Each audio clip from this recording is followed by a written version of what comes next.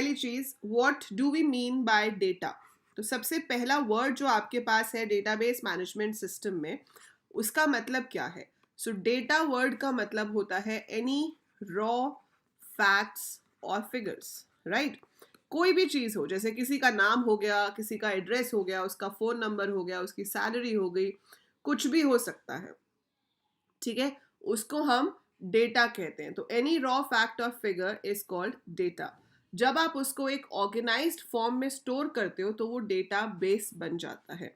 सो data base को जब हम एक तरीके से स्टोर करते हैं, so it is organised collection of related data, कि एक टॉपिक के बारे में जो रिलेटेड डेटा है, अगर हम उसको एक ऑर्गेनाइज तरीके से स्टोर करें, so that becomes a database, ठीक है।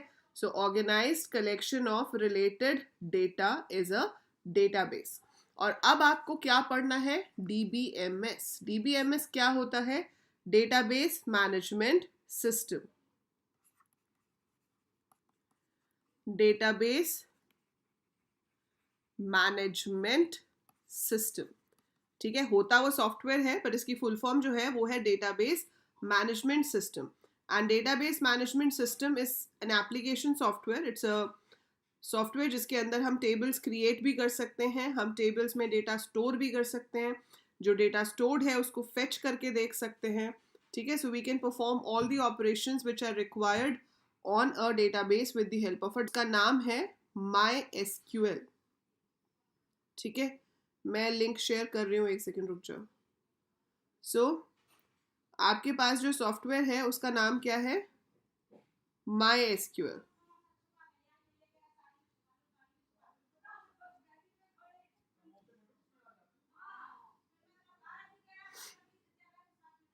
Okay, I have pinned the Telegram link so you can join from there.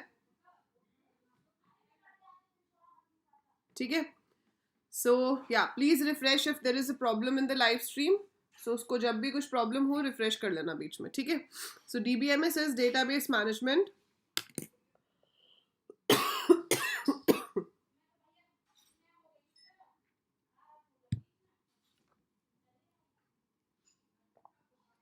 कई बार आपको एग्जाम में यही पूछ लेते हैं कि name any two database management software. तो एक तो हो गया आपका MySQL, then we have Oracle,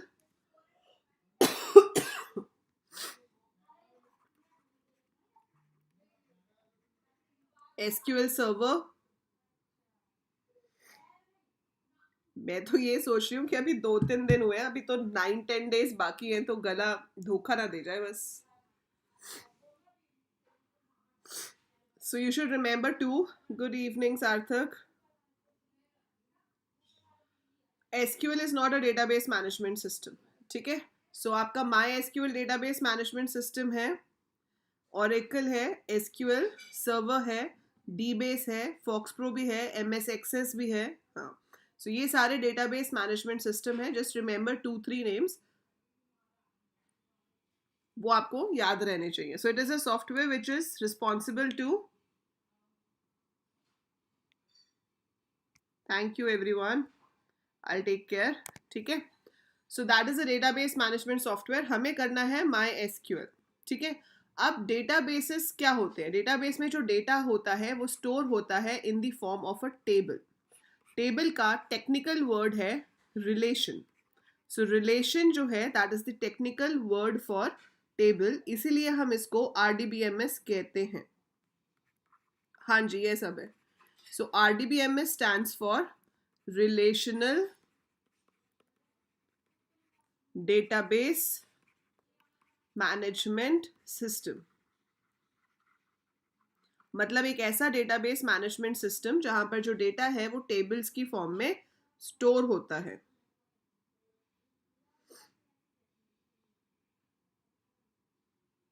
ठीक है। हाँ, my SQL is a database management software and SQL is a language, it's a query language which can be used on any database management system. So RDBMS में आपका data tabular form में store होता है। सो अगर मैं यहाँ पर अभी आपको दिखाऊं कि मान लो मुझे स्टूडेंट्स का डेटा स्टोर करना है, so it would look like this.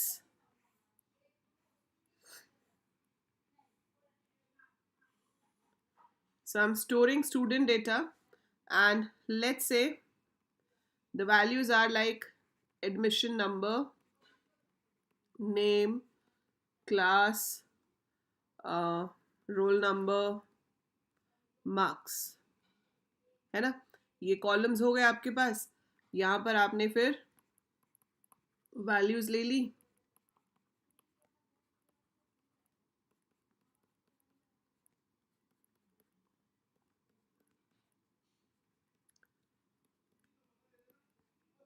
Like this, ठीक है.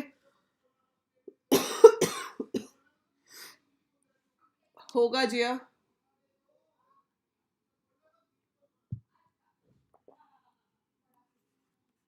सो ये टेबल का नाम क्या है? स्टूडेंट. जिस चीज के बारे में हम डेटा स्टोर करते हैं उसको क्या कहते हैं? Entity. Good evening Sanya. So this is called entity. So entity is the subject about which we store the data. तो जिस चीज के बारे में डेटा स्टोर होता है उसको हम एंटिटी कहते हैं, ठीक है. अब ये जो है वर्टिकल वाले, जहां पर मैंने पिंक कलर से हेडिंग लिखी है, these are called columns. in simple word, technically we call them attributes, ठीक है. तो इनको आप कॉलम या एट्रीब्यूट कह सकते हो, या फिर हम इसको फील्ड भी कह सकते हैं. So this can be called as a field, attribute और कॉलम, ठीक है. और ये जो है दीज आर रोज. तो इसको हम रो बोल सकते हैं, रिकॉर्ड बोल सकते हैं, टपल बोल सकते हैं. सो ये आप रो कहो इसको, या इसको रिकॉर्ड कहो, या इसको टपल कहो, one and the same thing, ठीक है. सो ये हो गए फील्ड, एट्रीब्यूट्स या कॉलम्स. ये हो गए रोज, रिकॉर्ड या टपल. अब यहाँ पर एक ऐसी चीज आती है जो 100% पेपर में पूछी ही जाती है, और वो है cardinality and degree of a table. So किसी भी तरीके से पूछा जाए, लेकिन पक्का है कि ये पूछा जाएगा. So cardinality and degree of a table. Now what is that? So cardinality है number of rows in a table. एक टेबल में रोज कितनी है वो होता है आपका cardinality. Cardinality is number of rows in a table. So इस टेबल की कार्डिनैलिटी कितनी है, और डिग्री क्या है? Number of columns in a table, ठीक है. सो कई स्टूडेंट्स क्या करते हैं, जब ये पूछा जाता है ना, इसका उल्टा कर देते हैं. डिग्री में कार्डिनैलिटी लिखाते हैं, कार्डिनैलिटी में डिग्री लिखाते हैं. तो वो बिल्कुल ही मार्क्स गायब हो जाते हैं. लगता तो हमें ये कि हमने सही किया है, पर गलत हो जाता है. लेकिन यहाँ पर नंबर ऑफ रोज जो है वो आपकी 3 है. So cardinality of this table is 3, degree of this table is 5. So आपको हमेशा ये याद रखना है कि सी और सी मैच नहीं करता. Cardinality does not match with column. So remember that C is not equal to C, ठीक है. तो सी और सी आपके मैचिंग आपको नहीं लेने हैं. So cardinality is the number of rows, degree is the number of column. C is not equal to C, ठीक है. ये तो हो गया बेसिक एक चीज कि टेबल क्या है, रो क्या होती है, कॉलम क्या होती है, कार्डिनैलिटी क्या है, डिग्री क्या है. अब जब हम एक टेबल बनाते हैं, ठीक है, सो ये डीबीएमएस का एक रूल है कि जब आप एक टेबल बनाओ उसमें एक कॉलम ऐसा होना चाहिए जिससे हम पूरे डेटा को यूनिकली रेफर कर सकें. We should refer the whole row uniquely. जैसे कि अगर मैं बोलूं जिया, तो क्या बताओ हमारे पास जितने बच्चे अभी प्रेजेंट हैं, क्या उसमें से एक ही जिया रिस्पॉन्ड करेगी? If I call Jiya, would there be only one student responding to the name Jiya? No, because we have more than one Jiya in the class. तो हम जिया का नाम, मतलब स्टूडेंट का नाम जो है, उसको एक स्टूडेंट को आइडेंटिफाई करने के लिए नहीं ले सकते. बट आप सब लोग यहाँ पर यूट्यूब के थ्रू आए हो, तो आपका कोई ना कोई जीमेल अकाउंट होगा, है ना. सो आपने जब लॉग इन किया है, you have done it with the help of your Gmail account. पर क्या उन दो लोगों का जीमेल अकाउंट सेम हो सकता है? Can you have same email ID? No. So everybody will have a different email ID जिससे आपने लॉग इन किया है और जिससे आप इस क्लास को देख रहे हो, ठीक है. सो वो क्या हो गया? प्राइमरी की, वो यूनिक हो गया. सो हमारे पास जब भी हम कोई टेबल बनाए, एक कॉलम ऐसा होना चाहिए जो पूरी रो को यूनिकली आइडेंटिफाई करे. जैसे कि यहाँ पर हमारा एडमिशन नंबर है, कोई भी दो स्टूडेंट्स का एडमिशन नंबर सेम नहीं हो सकता. हेडिंग वाली रो को कार्डिनैलिटी में नहीं लेंगे बेटा. हेडिंग वाली रो सेपरेट होती है, it is not counted in cardinality. So heading is excluded. सिर्फ डेटा वाली रोज को आपने काउंट करना है कार्डिनैलिटी में, हेडिंग वाली रो को नहीं गिनना है. ठीक है. सो अब हमारे पास यहाँ पर प्राइमरी की का क्या कंसेप्ट है, ये इरेज कर दूं, ये क्लियर है सबको? किसी को स्क्रीनशॉट लेना है तो ले सकता है. I am erasing this. Good evening Prameet.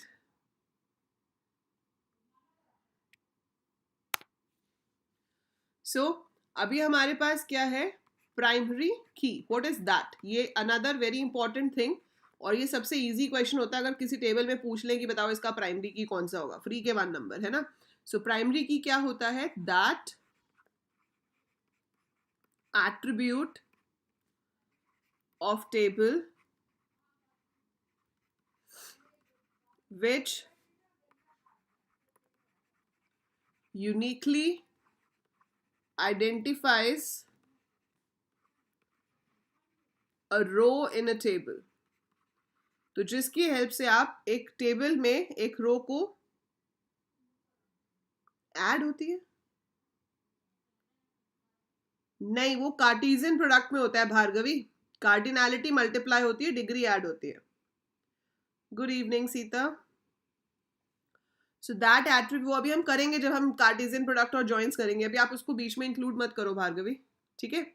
So that attribute of table which uniquely identifies a row in a table is called primary key. It has to be unique and not null. मतलब उसमें duplicate values नहीं आ सकती और वो खाली भी नहीं हो सकता. ठीक है.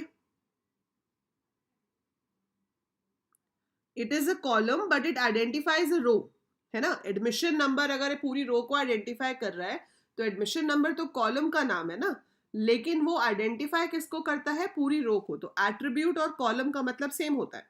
सो आप चाहे एट्रीब्यूट बोलो चाहे आप कॉलम बोलो, it means the same thing. ठीक है. Fine. Hi Ishika. So it has to be unique and not null. अब एक टेबल में एक ही प्राइमरी की हो सकती है. So one table can have only one primary की. एक टेबल में एक ही प्राइमरी की हो सकती है, एक से ज्यादा नहीं हो सकती. ठीक है. अब इसको प्राइमरी की बनाने से पहले हम क्या करते हैं? हम सोचते हैं कि भाई किसको प्राइमरी की बनाया जाए. अगर मैं आज एक ऑनलाइन शॉपिंग कुछ कर रही हूँ, या जैसे मान लो आपने मेरी ऐप डाउनलोड करी. ठीक है. सो आपने मेरी ऐप डाउनलोड करी. आप ऐप डाउनलोड करते हो with the help of your phone number, और मान लो कि मैं आपको एक स्टूडेंट आईडी भी देती हूँ. ठीक है. अब मेरे पास आपका फोन नंबर है जो कि यूनिक होगा. मैंने आपको एक स्टू आईडी दिया है जो कि यूनिक होगा. आपने अपना ईमेल भी एंटर किया हो सकता है, फिर आपका नाम है, कोर्स है, जो भी सारी इंफॉर्मेशन है. पर इसमें से अगर मुझे आपको यूनिकली आइडेंटिफाई कराना हो, ठीक है, अगर मुझे आपको यूनिकली आइडेंटिफाई कराना हो तो मैं कैसे कर सकती हूँ? मैं आपको फ़ोन नंबर से आइडेंटिफाई कर सकती हूँ. ठीक है. मैं आपको स्टूडेंट आईडी से आइडेंटिफाई कर सकती हूँ, और ईमेल भी यूनिक होता है. पर इसमें से बेस्ट होगा स्टूडेंट आईडी. ठीक है. क्योंकि वो हमने अलॉट किया है, इट इज़ यूनिक और वो कभी खाली नहीं हो सकता. ठीक है. फ़ोन नंबर वैसे तो ओटीपी आता है तो गलत नहीं हो सकता. ईमेल आईडी हो सकता है कुछ लोगों का ना हो. ठीक है. सात्विक बेटा इसी क्लास से शुरू कर लो. 25 मार्क्स का आपका एसक्यूएल है आईपी में. आज वाले लेक्चर से शुरू कर लो जो हम अभी करा रहे हैं. Nice message Tushar.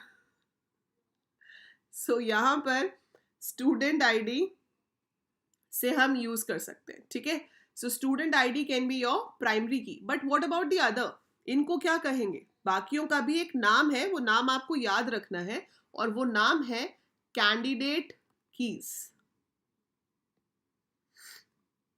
क्या नाम है? Candidate keys. तो जैसे किसी भी जगह पर हमें सिलेक्शन करनी होती है तो पहले कैंडिडेट्स होते हैं ना, उन कैंडिडेट्स में से हम एक को सिलेक्ट कर लेते हैं, और जो बच जाते हैं वो बन जाते हैं ऑल्टरनेट कीज. तो ये डेफिनेशन आपको याद रखनी है, ये आपसे थ्योरी में पूछी जा सकती हैं. ठीक है. So you have to remember the definitions. आप अपने वर्ड्स में लिख सकते हो एक टेबल में कितनी प्राइमरी की हो सकती हैं. तो मैंने 1 बोला तो मुझे रॉन्ग बोला गया था भाई. एक टेबल में एक ही प्राइमरी की होती है, but we have a concept called composite key. Composite key क्या होता है कि कभी कभी ऐसा होता है टेबल में कि एक कॉलम को प्राइमरी की नहीं बना पाते, वो यूनिक होता ही नहीं है, तो हम दो कॉलम्स को ज्वाइन करके प्राइमरी की बना देते हैं। सो तब भी आपका क्या है कि प्राइमरी की is made up of two columns, लेकिन प्राइमरी की तो एक ही है ना। So one table can have primary की ओनली वन, वो चाहे एक सिंगल कॉलम हो या वो एक कॉम्पोजिट की हो, लेकिन होती एक ही है। ठीक है, हाँ, तो कॉम्पोजिट की is a different thing, primary की तो तब भी एक ही हुई। सो जो आपको क्या करना है, प्राइमरी की बनाना है, उससे पहले आपके पास जो कैंडिडेट्स हैं those are called candidate keys. तो हम डेफिनेशन क्या कहेंगे, दोज कॉलम्स और those set of attributes which can be used as a primary key, जिसको प्राइमरी की तरह यूज किया जा सकता है, those are called candidate keys. Then we choose one of those as a primary key and the remaining one are called alternate keys. अभी बता रही हूँ जी एग्जाम्पल के साथ, एक मिनट रुको, ठीक है। पहले ये बताओ मुझे, कैंडिडेट, ऑल्टरनेट और प्राइमरी की समझ आ गया सबको? Have you understood what is candidate की, ऑल्टरनेट की एंड प्राइमरी की? ठीक है। अब जो हम बात कर रहे हैं कॉम्पोजिट की, वो वैसे आप कभी बनाओगे नहीं, बट मान लो कि आपके पास कोई ऐसा टेबल है जिसमें कुछ भी यूनिक नहीं हो पा रहा, ठीक है। जैसे कि हम एज्यूम करते हैं कि हम एक छोटा सा कोई स्कूल है या कोई कुछ भी, मतलब कोई भी एजुकेशनल इंस्टीट्यूट है जिसमें हमारे पास स्टूडेंट का नाम है जिसको हम प्राइमरी की नहीं ले सकते, ठीक है। हमारे पास क्लास है, हमारे पास रोल नंबर है, ठीक है, सेक्शंस नहीं है, और उसके बाद उसका फादर्स नेम है, मदर नेम है, ये सब कुछ है। सो अगर इस बच्चे का नाम है ABC, ये क्लास 10th में है, रोल नंबर है इसका 1। ये है XYZ, ये क्लास 12th में है, रोल नंबर है इसका 1। ये है PQR, ये 10th में है, रोल नंबर है 3। ये आपका कुछ भी और है, PPP, ये Y है, मतलब Y नहीं, ये भी 10th में है, रोल नंबर है इसका 5, कुछ भी ऐसे, ठीक है। तो यहाँ पर कुछ भी ऐसा नहीं है जो रिपीट ना हो रहा हो। नेम हो सकता है दो लोगों का सेम हो, ये दूसरा बच्चा आ गया, ठीक है। हो सकता है नेम सेम हो, क्लास तो हमें दिख ही रही है सेम, रोल नंबर भी सेम है, फादर नेम भी सेम हो सकते हैं, है ना। तो अब यहाँ पर very good CS world wide, what is your name? So यहाँ पर आपके पास सारी वैल्यूज रिपीटेड है, तो अब मैं क्या करूँ अगर वैल्यूज रिपीटेड है, तो मैं कॉम्बिनेशन यूज कर सकती हूँ। I can use combination of class and roll number. So class and roll number together will always be unique. 10th class में एक ही रोल नंबर 1 होगा, है ना। 10th क्लास में एक ही बच्चा है जो रोल नंबर 5 होगा। Yes Pramit, you can say that, ठीक है। सो जब ऐसा बनाना पड़े तो उसको हम कॉम्पोजिट की कहते हैं। So when you have to make something like that, तो that is called composite key. समझ आया कॉम्पोजिट की क्या होता है? गुड इवनिंग सिमरन, कॉम्पोजिट की समझ आ गया सबको? सो व्हेन 2 और more columns have to be combined to serve the purpose of a primary key, क्योंकि और कोई चीज यूनिक है नहीं, इसीलिए हम इसको ऐसे बनाते हैं और उसको हम क्या कहते हैं, कॉम्पोजिट की, ठीक है। अगली की जो है वो है फॉरेन की। फॉरेन की आपको CS में पूछी जाएगी, IP में पूछे जाने के चांसेस कम है, बट स्टिल फॉरेन की होता क्या है, जिसकी हेल्प से हम दो टेबल्स को आपस में लिंक करते हैं। टेलीग्राम ग्रुप ज्वाइन कर लो Satvik, all the notes are shared over there, मैं दोबारा से शेयर कर दूंगी, ठीक है।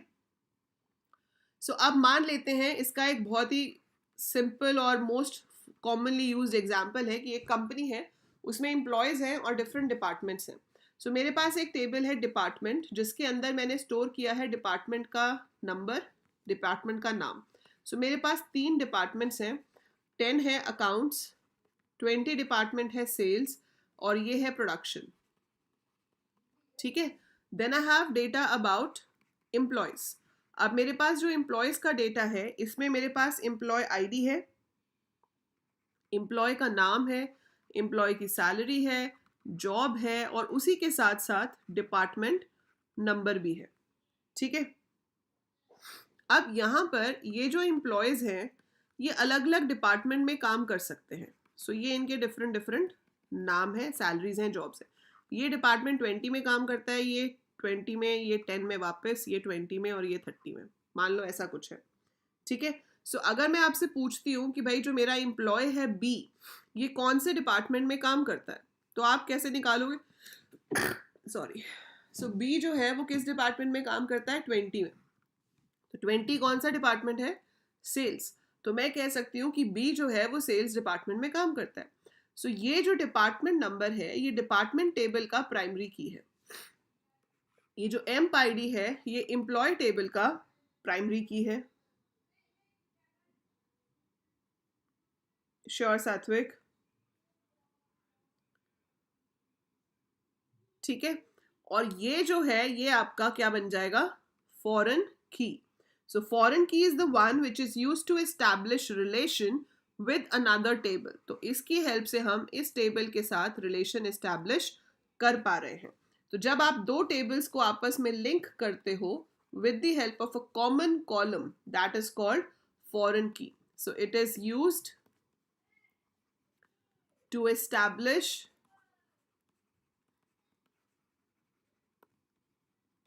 link with another table.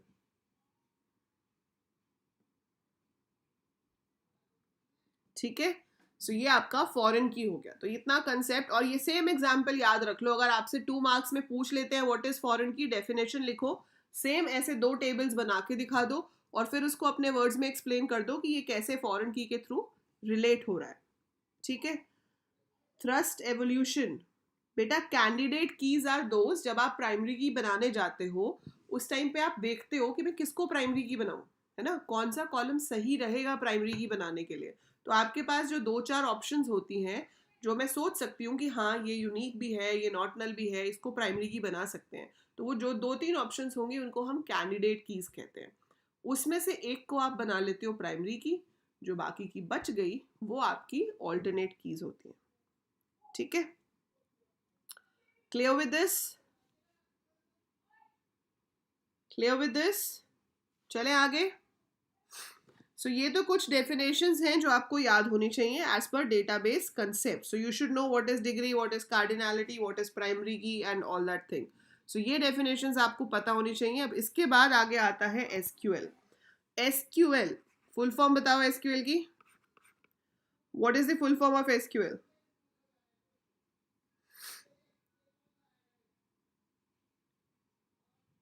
Full form of SQL क्या होती है?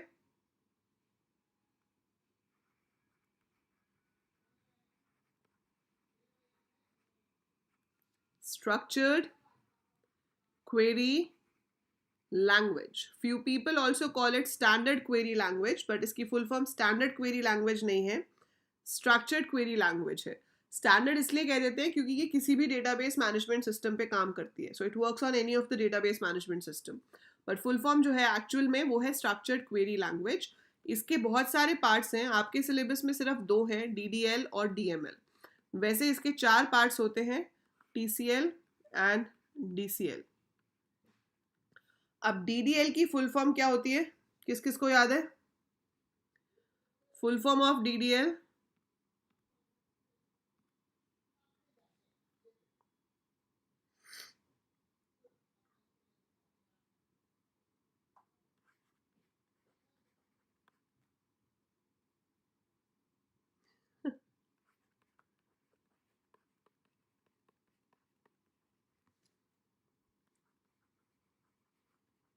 It is good. Data definition language. Very nice. And what is the full form of DML?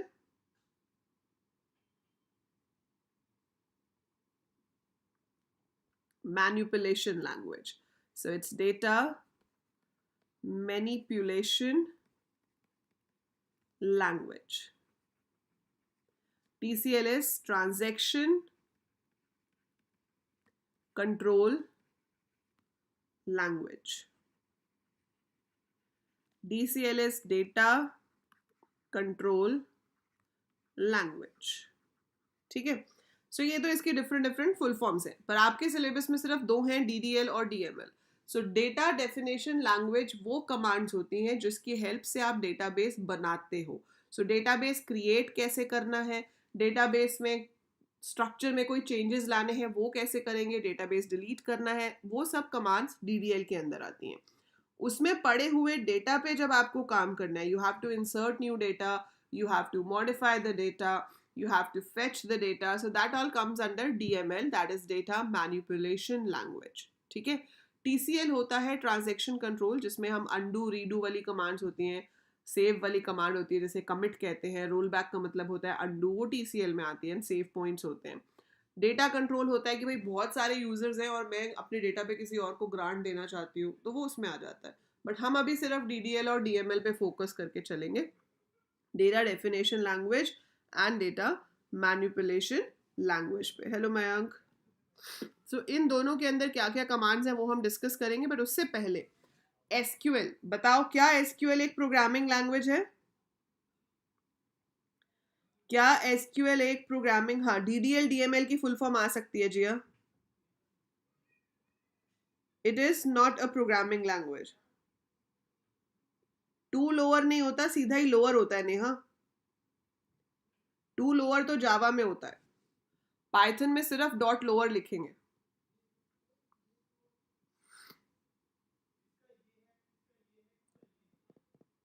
It's not a programming language. तो SQL क्या है? Non procedural language.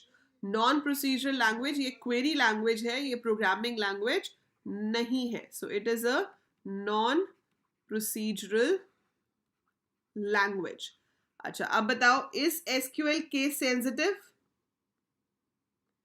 क्या SQL case sensitive है? Does it differentiate between capital and small letters?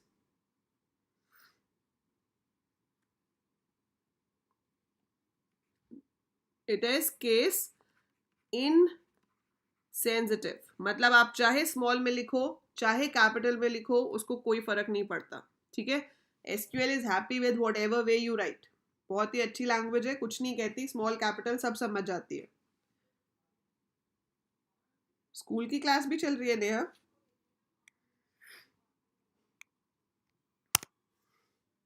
ठीक है।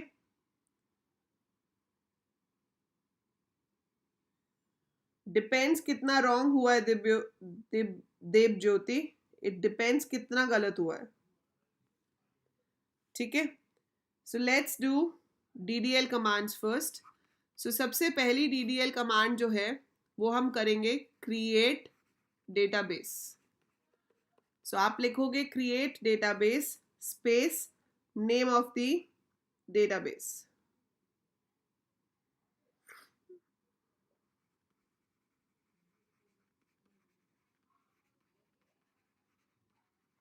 Semicolon. ठीक है।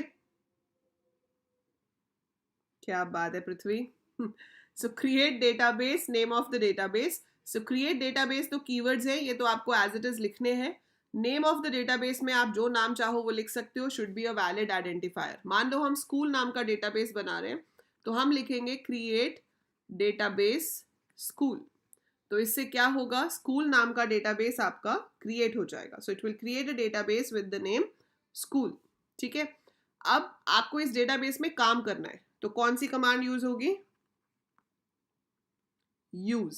So we will write use और उसके बाद सीधा डेटाबेस का नाम। तो यूज स्कूल। तो आपको कई बार क्या आ जाता है, पेपर में क्वेश्चन आता है कि आपको ये टेबल बनाने की कमांड लिखनी है, लेकिन ये इस डेटाबेस में होनी चाहिए। तो आप पहली कमांड में डेटाबेस क्रिएट करोगे, फिर आप उसको यूज करोगे, फिर आप क्रिएट टेबल कमांड लिखोगे अपना पूरा आंसर करने के लिए। ठीक है। तो यूज स्कूल से क्या होता है, योर डेटाबेस बिकम्स एक्टिव। ठीक है। सो डेटाबेस एक्टिव हो गया। अब क्या काम करना है, टेबल बनाना है। तो ये सबसे इंपॉर्टेंट है, इसमें काफी सारी चीजें हैं जो अभी आएंगी, वो मैं आपको बताती हूँ। बट उससे पहले if I move to the next page, I tell you two more commands. एक होता है शो डेटाबेसेस। नाम से ही पता चल रहा है ये कमांड क्या करती है, ये दिखाती है कि आपके कंप्यूटर में कौन कौन से डेटाबेसेस बने हुए हैं, है ना। और एक कमांड है शो टेबल्स। सो शो टेबल्स क्या करता है, it shows you the name of the table. ये लिस्ट ऑफ नेम्स दिखाती है जो करंट डेटाबेस में टेबल्स हैं उसके। ठीक है। सो show databases shows the list of databases existing databases in the computer. Show tables show the list of tables in the current database. Fine. अब हम आते हैं क्रिएट टेबल कमांड के ऊपर। सो क्रिएट टेबल कमांड का सिंटेक्स क्या है? हम लिखेंगे क्रिएट टेबल। टेबल को आप कुछ भी नाम दोगे। एसक्यूएल की कमांड्स की एक और अच्छी बात है कि आप चाहो तो पूरी की पूरी कमांड सेम लाइन पे लिख दो, चाहे आप नेक्स्ट लाइन पे जाके लिखो, कोई फर्क नहीं पड़ता। ठीक है, सो create table, table name, I start round bracket. यहाँ पर हम कॉलम का नाम मतलब एट्रीब्यूट का नाम लिखेंगे जो भी हमें चाहिए, स्पेस देंगे, डेटा टाइप का नाम लिखेंगे, स्पेस देंगे, ऑप्शनल है कंस्ट्रेंट लिखेंगे अगर चाहिए तो। स्क्वायर ब्रैकेट में जो चीज़ है मतलब वो ऑप्शनल है। ठीक है, स्क्वायर ब्रैकेट नहीं आती।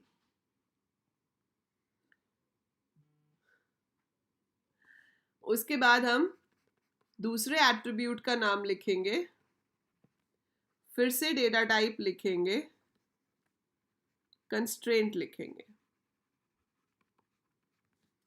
And so on. ठीक है, so that's how we give it. अब देखो नेम तो हमारे अपने हैं, हम जो मर्जी नाम दें, it should be valid identifier. ठीक है, इसमें आपको एक टेबल दिया होगा पेपर में, उसके डेटा टाइप्स लिखे होंगे और बोलेंगे कमांड लिख के दिखाओ। 2 मार्क्स का क्वेश्चन आ सकता है। ठीक है, अब इसमें डेटा टाइप क्या लेना है, what can be the possible data type. So data type में देखो क्या पॉसिबल है।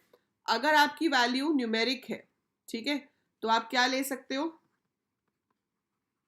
इंटीजर, है ना, आई कैन टेक इंटीजर।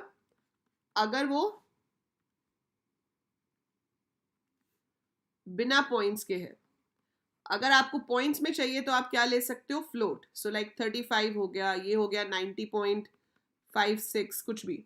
ठीक है, उसके बाद अगर आपको डेट चाहिए तो आप डेट ले सकते हो। डेट का फॉर्मेट क्या होता है एसक्यूएल में, अगर आपको डेट स्टोर करनी है तो पहले 4 डिजिट का ईयर आएगा,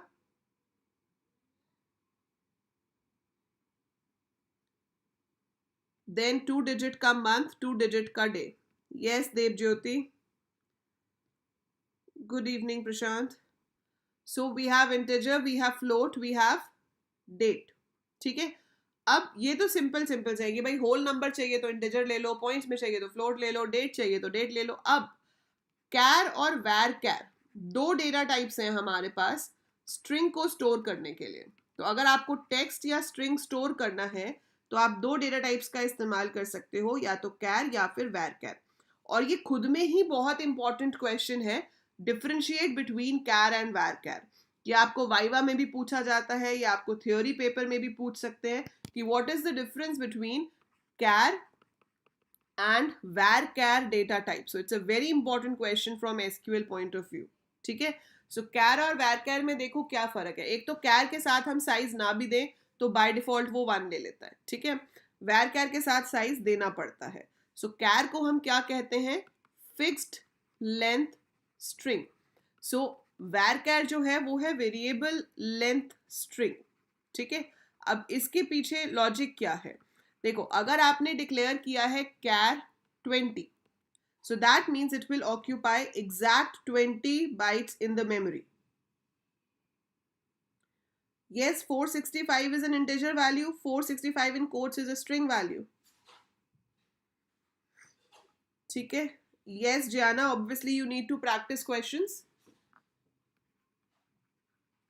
So varchar 20, अब इन दोनों में क्या फर्क है, सिमिलैरिटी ये है कि 20 का मतलब है कि मैक्सिमम 20 कैरेक्टर स्टोर हो सकते हैं।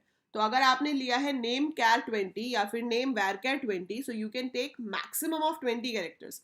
बट अगर मैं इसमें अंजलि स्टोर करती हूँ तो मुझे सिर्फ कितने लेटर्स चाहिए, 6। I need only 6 letters over here.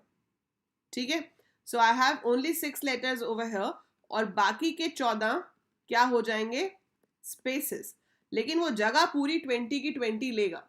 ठीक है, it will occupy complete 20 spaces, तो उसने पूरा 20 का यूज करना ही करना है। इट विल ऑक्यूपाई 20 बाइट्स पूरी की पूरी। ठीक है, जबकि इस केस में क्या होगा, अंजलि स्टोर होगा और बाकी के जो 14 है वो फ्री हो जाएगा। It can be use for some other purpose, वो किसी और पर्पस के लिए यूज हो सकता है। ठीक है, fine. Views are logical tables Akshat बाद में बताऊंगी, वेंस वी फिनिश इट आप लास्ट में पूछ सकते हो, आई विल एक्सप्लेन यू। ठीक है, सो ये आपका क्या है, it is fix length string, it is your variable length string. इसमें इसने इतनी जगह लेनी ही लेनी है, इसमें इतनी लेनी है। जैसे होता है ना कि हम कैब बुक कराते हैं, है ना। अब मैंने एक जगह से दूसरी जगह के लिए कैब बुक करी, उसका एस्टिमेटेड डिस्टेंस आ रहा है 20 किलोमीटर्स। वो आपको कहता है कि मैं 1000 रुपये चार्ज करूंगा। सो एक तो कैब पे करने का तरीका ये होता है कि भाई 1000 रुपीज हो गया तो 1000 रुपीज ही है, अब चाहे टाइम ज्यादा लगे, चाहे किलोमीटर एक आधा नीचे हो जाए, कोई फर्क नहीं पड़ता, आपको 1000 देने हैं तो 1000 ही देने पड़ेंगे। लेकिन वैर कैर में क्या होता है कि भाई अगर किलोमीटर कम हुए या शॉर्टकट से चले गए, हमने बुक की थी 20 किलोमीटर्स के लिए, लेकिन जहाँ जाना था वो तो 17 किलोमीटर्स में ही पहुंच गए, तो आपको 17 के ही पैसे देने पड़ेंगे, बाकी के पैसे आपके बच जाएंगे, है ना। तो वो वैर कैर हो गया कि जितना चाहिए उतना ही हम यूज करेंगे, ठीक है। और कैर में पूरा का पूरा यूज होगा, चाहे चाहिए या नहीं चाहिए। सो कैर में wastage of memory is there.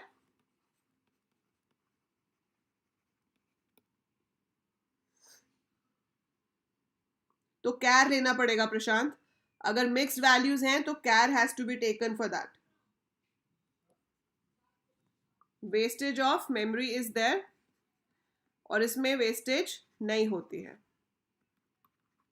और एक डिफरेंस आप लिख सकते हो कि कैर का साइज अगर ना दो तो बाय डिफॉल्ट 1 कैरेक्टर लेता है, वैर कैर का साइज आपको देना पड़ता है। कैर की प्रोसेसिंग फास्ट होती है क्योंकि सिस्टम को पता है कि इतने लेटर्स ही प्रोसेस करने हैं हर बार। वैर कैर की प्रोसेसिंग थोड़ी सी स्लो होती है इन कंपैरिजन टू कैर। नहीं लेगा, एरर देगा, ठीक है। Good evening Aman. Fine, so that's char and varchar. Difference clear है सबको?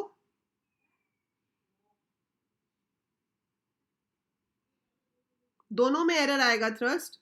अगर आप मैक्सिमम साइज से ऊपर जाते हो तो both cases you will be getting error. आपका मैक्सिमम साइज है, उससे ज्यादा लेटर्स नहीं ले सकते, ठीक है। Understood this? So data types पता चल गए सबको। सो डेटा टाइप्स हो गए। अब टेबल बनाने के लिए अगर मैं अभी टेबल बनाऊं फिलहाल, तो मैं कुछ इस तरह से बना सकती हूँ student table. I can write create table student, ठीक है। यहां पर क्या दे दूंगी, एडमिशन नंबर इंटीजर। अभी मैंने आपको कंस्ट्रेंट नहीं बताए हैं इसलिए मैं सीधे ऐसे लिख रही हूँ, एडमिशन नंबर इंटीजर, नेम मुझे नहीं पता कितने कैरेक्टर्स हो सकते हैं पर मैक्सिमम 50 ले लेती हूँ। देन वी हैव क्लास, अगर आप रोमन में स्टोर कर रहे हो तो आप ऐसे ले सकते हो। Then you have roll number, should be integer, marks integer या फ्लोट, अगर पॉइंट्स में मार्क्स लेते हो तो फ्लोट ले लोगे। सेक्शन, अगर A B C D section है तो हम सिर्फ कैर लिख सकते हैं, ब्रैकेट क्लोज सेमीकोलन, ठीक है। So this is without constraint, ये अभी हमने बिना कंस्ट्रेंट के बनाया, ठीक है। कंस्ट्रेंट के साथ अभी बताऊंगी एक बार कंस्ट्रेंट एक्सप्लेन करके। यस अंश, फाइन। सो अब बनाते हैं इसको हम कंस्ट्रेंट के साथ, पर उससे पहले एक बार देख लेते हैं कि कंस्ट्रेंट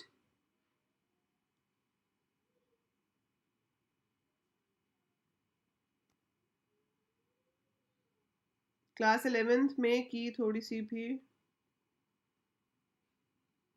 जो अभी पढ़ रहे हैं अंश उसको ध्यान से पढ़ो, सबसे ज्यादा स्कोरिंग टॉपिक है जो हम आज पढ़ रहे हैं।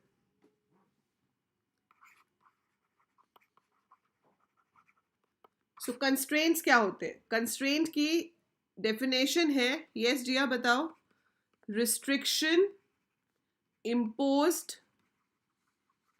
On columns of a table. तो आप अगर अपने टेबल के कॉलम्स पे रिस्ट्रिक्शंस लगाना चाहते हो कि भाई इसी रिस्ट्रिक्शन के अकॉर्डिंगली ही इसमें डेटा आए, अदरवाइज इसमें डेटा ना आ सके, तो उसे हम कंस्ट्रेंट कहते हैं, ठीक है। अगर ये सारे एक लाइन में लिखेंगे, नहीं एरर नहीं आएगा, आप सेम लाइन में लिख सकते हो। यही मैंने आपको पहले बताया कि एसक्यूएल की कमांड हम पूरी की पूरी सेम लाइन पे भी लिख सकते हैं या नेक्स्ट लाइन पे भी जा सकते हैं, दोनों तरीके से काम करती है, ठीक है। सो अब आपके पास कंस्ट्रेंट्स में क्या है, वी हैव प्राइमरी की. सो प्राइमरी की आप टेबल में एक ही बार यूज कर सकते हो, ठीक है. So primary key can be use only once. जिस कॉलम के आगे आपने प्राइमरी की लिख दिया, it can't be left blank and can't have duplicate values. और अगर आपने उसमें मान लो खाली छोड़ने की कोशिश की या आपने उसमें डुप्लीकेट वैल्यू इंसर्ट करने की कोशिश की तो आपके पास एरर आ जाएगा, वो आपको इंसर्ट नहीं करने देगा. तो अगर मैंने किसी कॉलम को प्राइमरी की मार्क किया है और मैं उसको खाली छोड़ूंगी या डुप्लीकेट इंसर्ट करूंगी तो एरर आ जाएगा, वो नहीं हो पाएगा, ठीक है. But primary key can be use only once for a table. अब आपके पास ईमेल आईडी है, वो प्राइमरी की तो नहीं है, पर मैं चाहती हूँ कि दो लोगों का ईमेल आईडी सेम ना हो, तो मैं ईमेल आईडी के सामने क्या लिख सकती हूँ, यूनिक. तो यूनिक का क्या मतलब है कि कांट यूनिक में नल आ सकता है या नहीं, और अगर आ सकता है तो कितनी बार आ सकता है ना. हाय, तनीषा का दिल टूट गया अब, है ना तनीषा. अब क्या होगा, कर सकते हैं Prashant. It's not in your syllabus पर कर सकते हैं.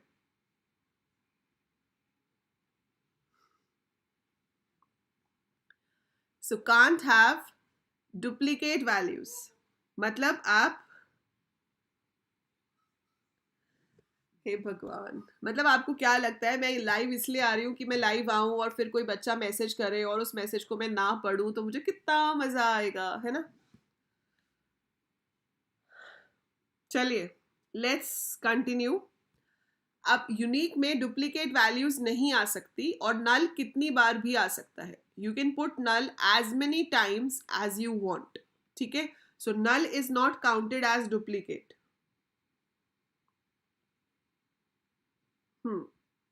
फाइन. अब not null constraint is another constraint. So अगर आप नॉट नल कंस्ट्रेंट लेते हो उसका क्या मतलब है, it can't be left blank, we have to give a value. So it can't B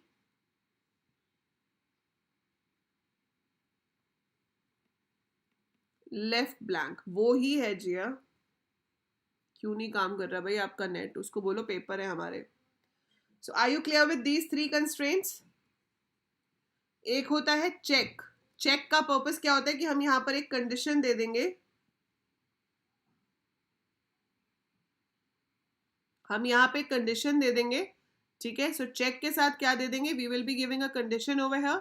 जब अगर कंडीशन ट्रू होगी तो वो वैल्यू इंसर्ट होगी टेबल में, अदरवाइज नहीं होगी. So only matching values can be inserted in the column. So जो कॉलम के साथ सेटिस्फाई कर रही है कंडीशन उसी को ही हम इंसर्ट कर पाएंगे, अदरवाइज नहीं कर पाएंगे, ठीक है.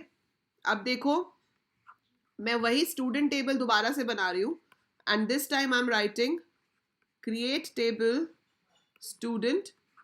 मैंने यहां पर लिखा admission number. Admission number integer है and it should be the primary key, ठीक.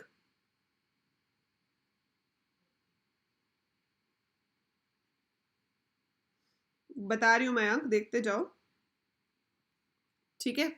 सो एडमिशन नंबर इंटीजर प्राइमरी की, ये हो गया. अब इसके बाद आपने लिया नाम. नाम है varchar. मैक्सिमम साइज मैंने दे दिया 50 and I want it should not be left blank. तो मैंने इसके आगे क्या लिख दिया, नॉट नल, कि ऐसा कोई स्टूडेंट तो हो नहीं सकता जिसका नाम ना हो, तो नाम तो होना ही चाहिए. So we must have a name. So name varchar 50 not null. Then let's say मैंने लिया मार्क्स. मार्क्स इज इंटीजर, ठीक है. और मैंने लगा दिया यहां पर चेक. चेक में लिख दिया marks less than equal to 100. तो इसका मतलब क्या है कि जो मार्क्स की वैल्यू है वो लेस देन इक्वल टू 100 होनी चाहिए, ठीक है. प्राइमरी की का मतलब ही है कि वो नल नहीं हो सकता, तो उसके आगे नॉट नल लगाने का क्या मतलब है. So marks integer check marks less than equal to 100, like ऐसे हो जाता है. Then I have class. Class मैंने लिया है varchar 10. अब मैं चाहती हूं कि अगर तो कोई क्लास की वैल्यू एंटर कर दे तब तो बहुत अच्छी बात है. अगर क्लास की वैल्यू एंटर ना करी जाए तो बाय डिफॉल्ट हम उसको नर्सरी में लेंगे. ठीक है, तो मैंने यहाँ पर क्या लिख दिया, किसकी ब्रैकेट मिसिंग है,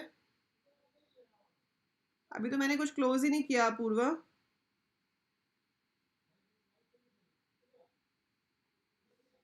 So class varchar 10 default is equal to nursery. So यहाँ पर डिफॉल्ट क्लास क्या हो जाएगी, नर्सरी। ऐसे ही आप स्टूडेंट का ईमेल ले रहे हो, तो अगर आप उसका ईमेल ले रहे हो विच कैन बी 50 कैरेक्टर्स लॉन्ग, इसके आगे मैं लिख सकती हूँ यूनिक, कि हो सकता है किसी स्टूडेंट का ईमेल ना हो पर जिसका है वो डुप्लीकेट नहीं हो सकता, ठीक है। एंड ज़रूरी नहीं है कि हर कॉलम के आगे ही कंस्ट्रेंट दो, ये तो मैं आपको एग्जाम्पल में दिखा रही हूँ। आपके पास रोल नंबर है, रोल नंबर इंटीजर होगा लेकिन उसके ऊपर कोई भी कंस्ट्रेंट नहीं है, तो आप कॉमा दे के अगली चीज़ लिख सकते हो, ठीक है। So we can write like this. अब मान लो कि इस टेबल के अंदर मैंने एक बुक आईडी नाम का कॉलम लिया है। सो लाइब्रेरी है, लाइब्रेरी से हमने, ठीक है, लाइब्रेरी से हमने एक बुक इशू कराई है and I want to take it as a foreign key, तो मैं क्या लिखूंगी, बुक आईडी इंटीजर, और यहां पर लिख दूंगी फॉरेन की रेफरेंसेस। तो फॉरेन की में हमें बताना पड़ता है कि किसको रेफर करता है।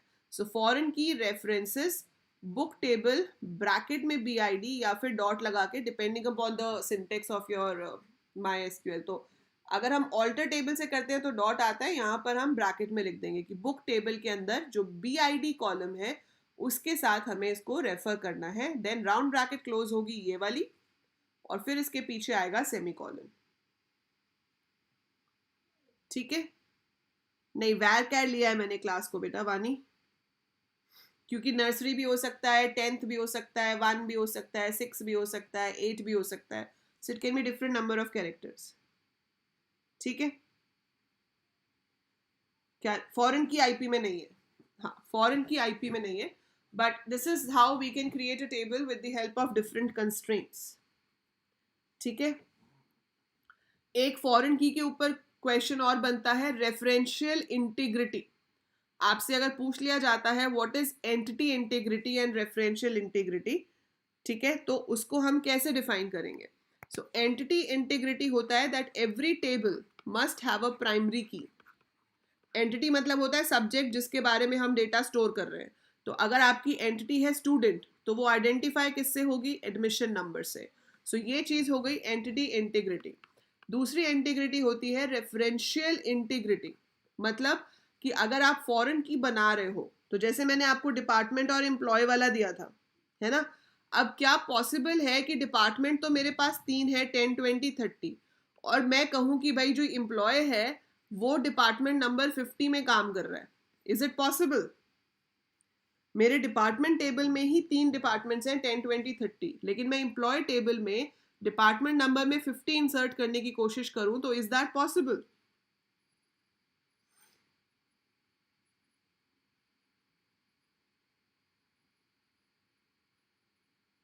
No, and that is what referential integrity is, कि जहां पे लिंक होगा सिर्फ वही इंसर्ट हो सकता है, अदरवाइज इंसर्ट नहीं हो सकता।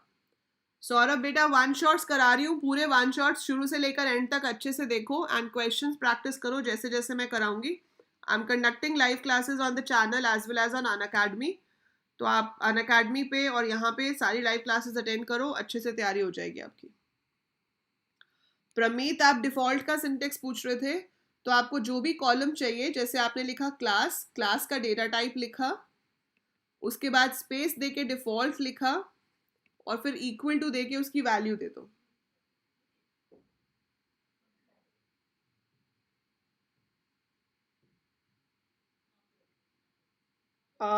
जरूरी नहीं होता प्रशांत, इट इज नॉट कंपल्सरी, लेकिन जो हम नेचुरल जॉइन लगाते हैं ना, वो कंपल्सरी लेता है कि कॉलम के नाम सेम होने चाहिए। सो इसलिए it's always better to take the same names, पर ऐसा कोई हार्ड एंड फास्ट रूल नहीं है, ठीक है।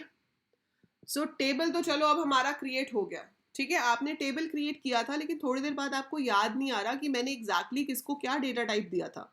मैं देखना चाहती हूँ कि मेरे पास कौन कौन से कॉलम्स हैं और मैंने उनको क्या क्या डेटा टाइप्स दिए थे, क्या क्या कंस्ट्रेंट उस पर लगाए थे। तो उसके लिए वी हैव दिस कमांड,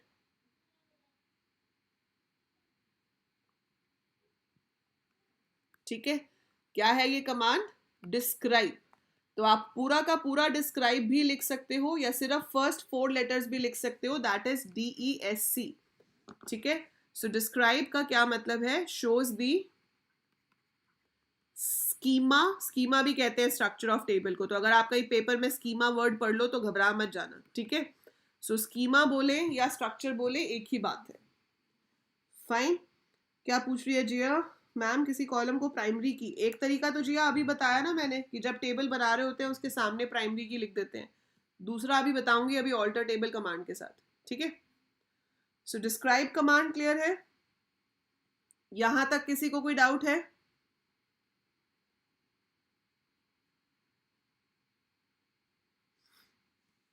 यहां तक किसी को कोई डाउट है? चलो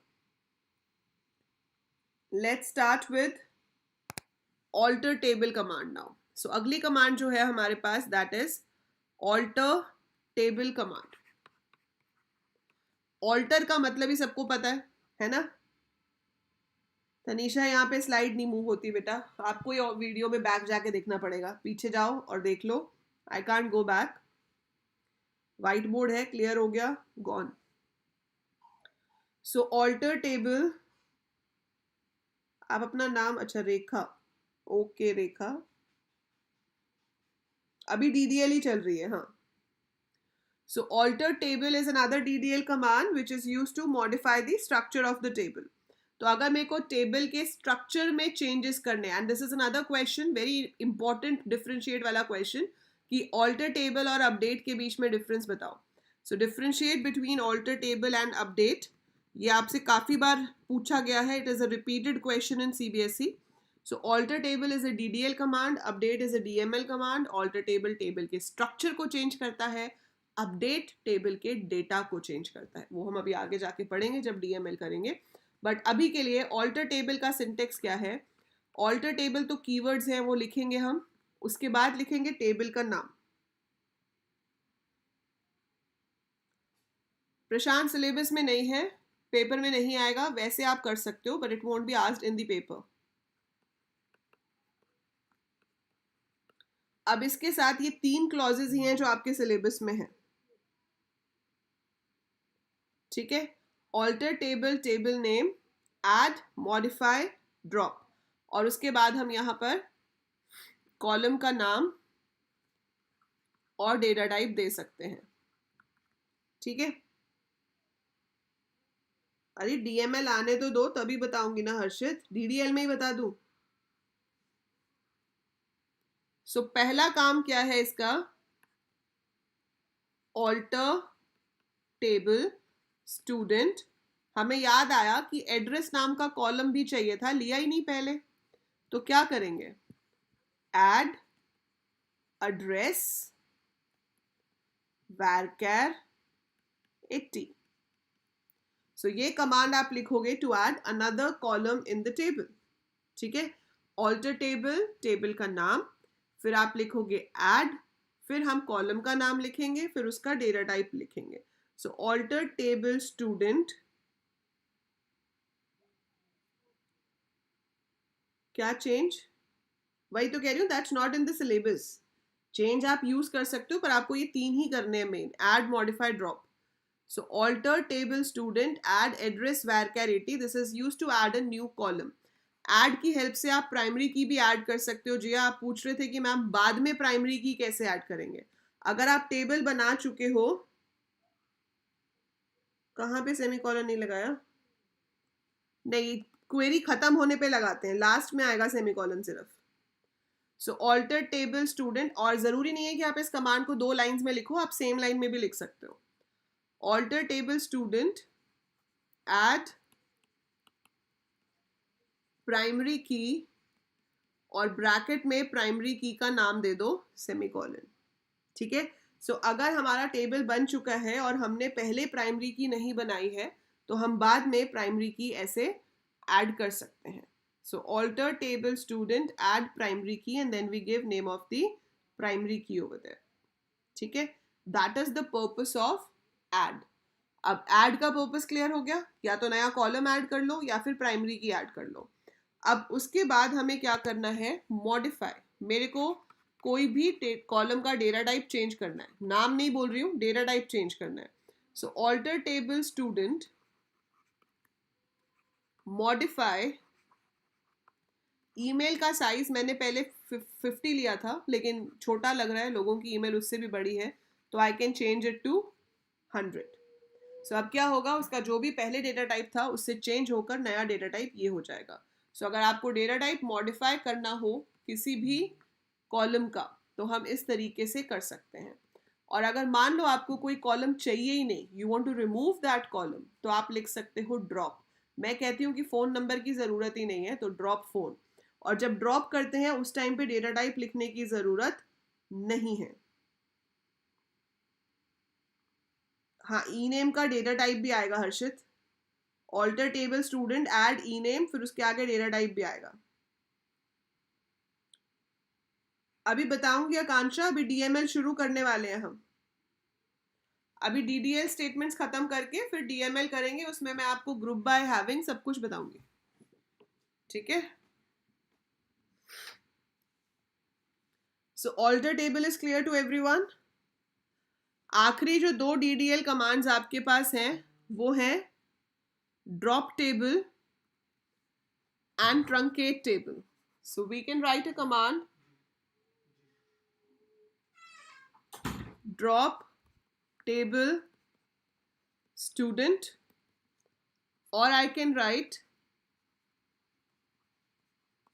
truncate table student. नहीं, alter from कुछ नहीं होता अपनी. फ्रॉम कीवर्ड सिर्फ आपका सिलेक्ट के साथ आता है. ठीक है, you don't write from with alter table. ये दोनों कमांड्स डेटा को डिलीट करने के लिए यूज होती हैं. एंड दोनों में डिफरेंस क्या है कि ट्रंकेट टेबल क्या है कि एक घर को खाली कराना है ना.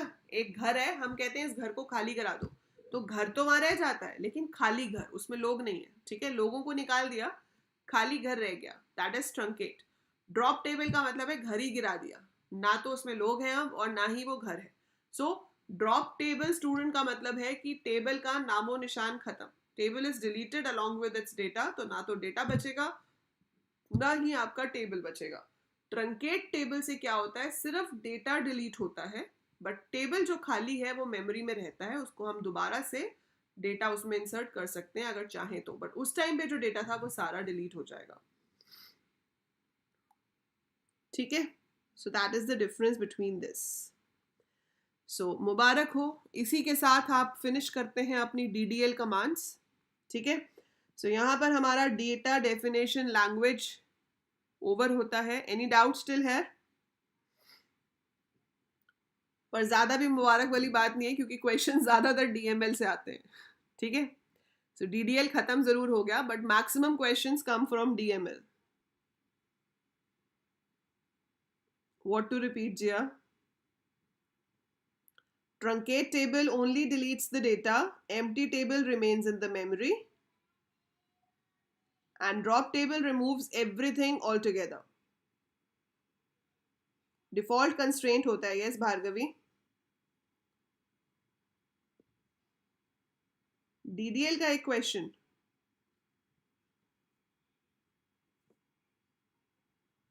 ट्रंकेट हाँ कर सकते हैं, पर इसमें भी एक डिफरेंस आ जाता है रेखा कि जो हम ट्रंकेट टेबल करते हैं ना वो DDL कमांड है, वो अंडू नहीं हो सकती. लेकिन डिलीट कमांड DML है, उसको हम चाहें तो रोल बैक कर सकते हैं, लेकिन ट्रंकेट से डिलीट की हुई चीज आप वापस नहीं ला सकते. चैप्टर खत्म नहीं हुआ बेटा, एक टॉपिक खत्म हुआ है छोटा सा. अच्छा हाँ, पहले से प्राइमरी की हो तो ड्रॉप से रिमूव हो जाएगी. तो आपको लिखना है alter table student, alter table student drop primary key. नाम लिखने की भी जरूरत नहीं है, जो भी प्राइमरी की है वो अपने आप हट जाएगी. ठीक है. सो अब हर्षित जिसके लिए बहुत देर से इंतजार कर रहा था, ये 4 कमांड्स, और सबसे ज्यादा क्वेश्चन आपको सिर्फ इस पहली कमांड पे आते हैं जो है select. Maximum questions are based on this. ठीक है. उसके अलावा भी हमारे पास 3 DML कमांड्स हैं जो कि हैं select, insert, delete and update. इनको याद रखने के लिए आप सिड्डू याद रख सकते हो, क्योंकि आपको ऐसा क्वेश्चन भी आता है, क्या पूछ रही है जिया? आपको ऐसा क्वेश्चन भी आता है कि identify which of the commands are DML, which of the commands are DDL। ठीक है, ट्रंकेट टेबल में एम्प्टी सेट, हाँ एम्प्टी शो होगा, यस आकांक्षा। अगर हम ट्रंकेट टेबल करेंगे तो डेटा डिलीट हो जाएगा बट टेबल रहेगा, और अगर आप उसमें से सिलेक्ट करते हो तो वो एम्प्टी सेट शो करेगा। पूरी कॉलम नहीं डिलीट होगी प्रमीत, सिर्फ उसके ऊपर से प्राइमरी की कंस्ट्रेंट डिलीट होगा।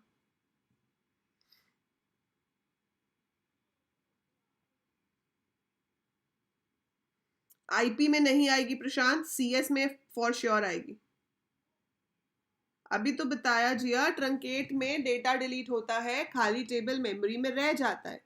ड्रॉप में पूरा का पूरा डिलीट हो जाता है, ना तो डेटा बचता है ना टेबल का स्ट्रक्चर। यस आकांक्षा, टेबल बता दिया ना मैंने, ये तो कि एम्प्टी टेबल शो होगा। So these 4 are your DML commands, select, insert, delete and update. ठीक है, अब सबसे पहले हम करते हैं इसमें कि इंसर्ट कैसे करेंगे।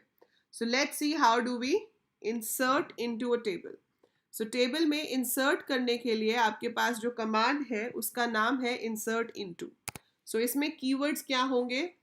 इंसर्ट इनटू, ये तो लिखना ही लिखना है, स्मॉल में लिखो कैपिटल में लिखो, but this is what you have to write. So insert into, उसके बाद आप लिखोगे टेबल का नाम। चाहते हो तो आप उस प्लेलिस्ट में सारी वीडियोस एक एक करके देख सकते हो, to have proper coding thing also. यहाँ तो मैं आपको सिर्फ बता रही हूँ, उसमें मैंने सारी कमांड्स एग्जीक्यूट करके एक्सप्लेन की हुई है।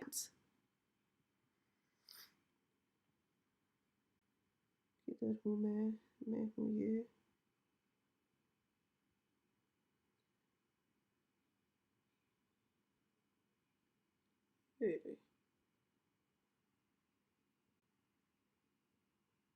हाँ जी बता रही हूँ, अभी मैंने बताया ही नहीं। आवाज आ रही है clear, Audible properly? I have pinned the link of the playlist, जो सिर्फ DBMS एंड SQL की प्लेलिस्ट है। ठीक है, उसका लिंक मैंने पिन कर दिया है, तो आप वो प्लेलिस्ट बाद में देख सकते हो। Insert into table name, then we write values, और फिर राउंड ब्रैकेट में एक एक करके सारी वैल्यूज आपको देनी है। यहां पर आपको ध्यान रखना है कि जो वैल्यूज आप दोगे, यस रेखा कर सकते हैं बेटा, मैंने आपको बताया ट्रंकेट रोल बैक नहीं हो सकता, डिलीट रोल बैक हो सकता है, पर आप यूज कर सकते हो। Insert into table name values, और एक एक वैल्यू हम यहां पर दे देंगे सेपरेटेड बाय कॉमास। रिफ्रेश करने को बोलो भाई, स्ट्रीम एंड नहीं हुई है। राइट इन द चैट की रिफ्रेश कर लें।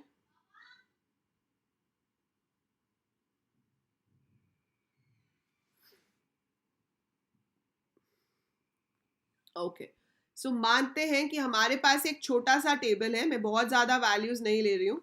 मान लो आपके पास एक प्रोडक्ट टेबल है जिसके अंदर प्रोडक्ट का ID है, नाम है और कॉस्ट है, 3 ही कॉलम है मेरे पास। ठीक है, अब अगर मुझे इसमें एक रो इंसर्ट करनी है, सो मेरी क्वेरी क्या होगी? I will be writing insert into product. ठीक है, वैल्यूज S भी है, ये आपको सेम ऑर्डर में वैल्यूज देनी है जो यहां पर है। 101 नेम है मेरा favourite product, pen, and then cost है 30। ठीक है, fine.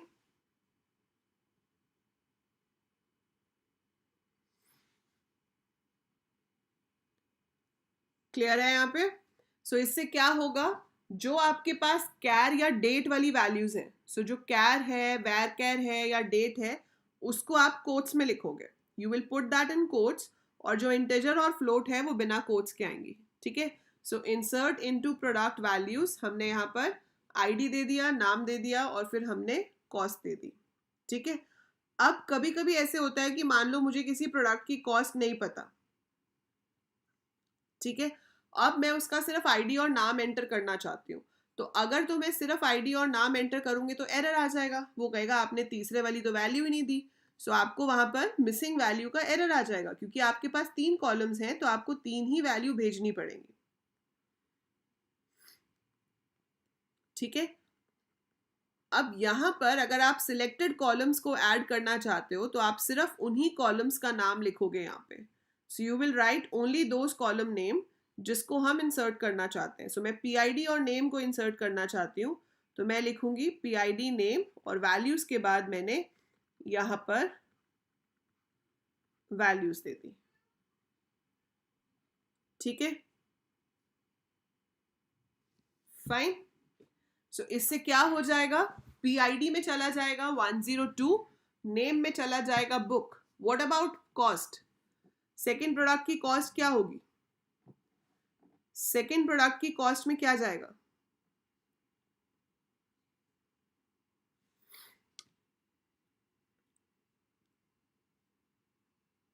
It will be null. ठीक है, सो वहां पे जाएगा नल, तो जो कॉलम्स यहां पे मिसिंग होंगे उसमें नल चला जाएगा। सो ये दोनों सिंटेक्स आपको याद रखने हैं।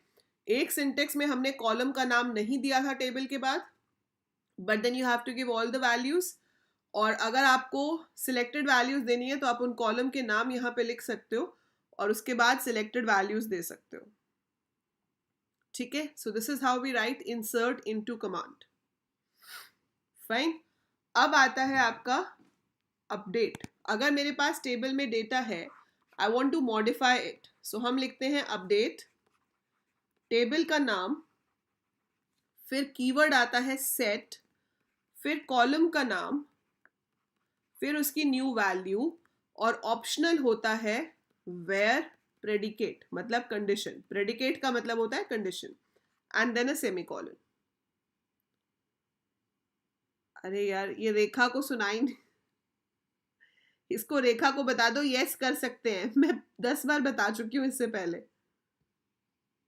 हाँ यस भार्गवी, अगर वहां पे नॉट नल दिया होगा तो एरर आ जाएगा।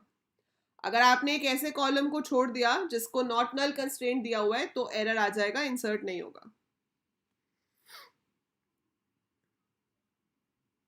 यस क्योंकि पेन पीआईडी में नहीं जा सकता ना बफीला। Date values year month day में कोट्स के अंदर आएंगी प्रशांत। डेट वाली वैल्यूज को कोट्स में लिखेंगे and format would be 4 digit year then month then day. अब जैसे मैं कहती हूं कि कॉस्ट को 10% इंक्रीज कर दो, अपडेट, टेबल का नाम, product, set cost is equal to 10% increase करना है तो कॉस्ट प्लस 10% कैसे निकाल सकते हैं, 0.1 इंटू कॉस्ट, है ना।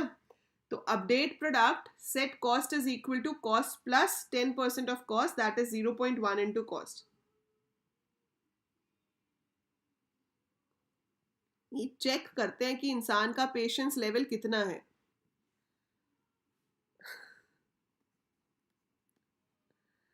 सो वेयर ऑप्शनल है। आज वाली क्लास में ऐड आ रही है, अच्छा इसकी मैं बंद करनी भूल गई होंगी, यूजुअली मैं लाइव से पहले बंद कर देती हूँ। मेरे को याद दिला दिया करो एक बार स्टार्टिंग में, वो बाय डिफॉल्ट ऑन होती है। जिया को बोलो रिफ्रेश करे भाई। Update product set cost is equal to cost plus 0.1 into cost से क्या होगा, जितने भी प्रोडक्ट्स हैं सबका प्राइस 10% से बढ़ जाएगा। लेकिन अगर आप सिर्फ पेन का ही बढ़ाना चाहते हो तो आप वेयर में जाकर कंडीशन लिख सकते हो। तो अब जहां पर कंडीशन सेटिस्फाई होगी, ठीक है,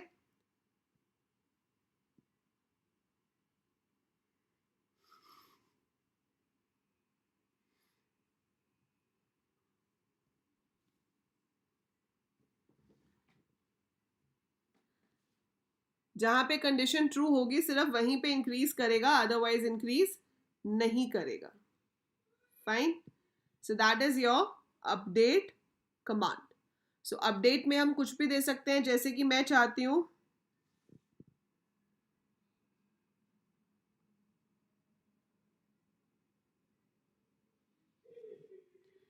जैसे कि मैं यहाँ पर चाहती हूँ कि स्टूडेंट टेबल है और उसमें जितने भी स्टूडेंट्स क्लास 12th में हैं उनके मार्क्स 3 से इंक्रीज कर दो।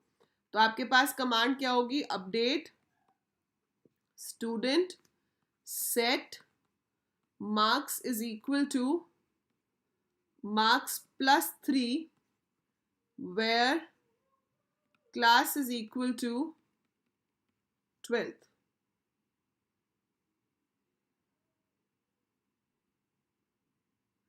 having और where के बीच में डिफरेंस आ सकता है प्रशांत?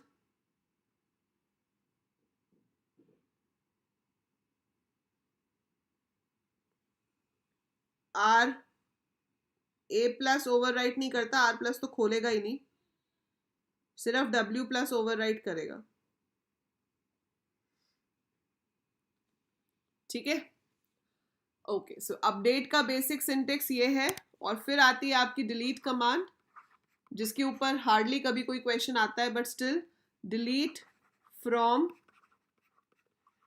टेबल का नाम, और इसके साथ हम चाहें तो वेयर कंडीशन दे सकते हैं।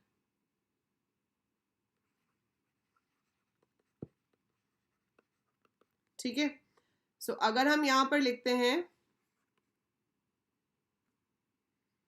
डिलीट फ्रॉम स्टूडेंट, सो रेखा आपका फेवरेट क्वेश्चन आ गया। अगर आप डिलीट फ्रॉम स्टूडेंट लिखते हो, this will also delete all the rose of the table. जो काम आपका ट्रंकेट टेबल स्टूडेंट कर रहा था, सो वो काम आपका डिलीट फ्रॉम स्टूडेंट से भी हो जाएगा। It will delete all the rows, लेकिन खाली टेबल हमारे पास रह जाएगा। ठीक है, अब फर्क ये है कि ये रोल बैक हो सकता है, इसको हम अंडू कर सकते हैं, ट्रंकेट टेबल को हम अंडू नहीं कर सकते। हाँ, ठीक है। अब इसमें आप कंडीशन भी दे सकते हो कि डिलीट सिर्फ उन्हीं को करो जिनके मार्क्स 35 से कम है। तो मैं लिख सकती हूँ delete from student where marks less than 35। So it will delete only दो स्टूडेंट्स जिनके मार्क्स 35 से कम है। तो जहां पे कंडीशन ट्रू होगी सिर्फ वहीं पे काम करेगा, अदरवाइज नहीं करेगा। डिलीट पर डिस्क्राइब सेम, हाँ डिस्क्राइब सेम रहेगा, डिस्क्राइब में कोई प्रॉब्लम, डिस्क्राइब में तो स्ट्रक्चर दिखाना है, it will simply show the structure. अब सबसे मेजर कमांड, ठीक है, सबसे मेजर कमांड कौन सी है? सिलेक्ट, जिसपे मैक्सिमम क्वेश्चंस आपको आएंगे। तो सिलेक्ट के साथ हम क्या लिखते हैं? कॉलम्स के नाम या फिर स्टार का साइन। तो अगर आपको सारे कॉलम्स देखने हैं तो आप स्टार लिख सकते हो, और अगर आपको सिलेक्टेड कॉलम्स देखने हैं तो उन कॉलम्स के नाम लिख सकते हो। उसके बाद हम लिखते हैं फ्रॉम, टेबल का नाम जिस टेबल में से हमें डेटा देखना है।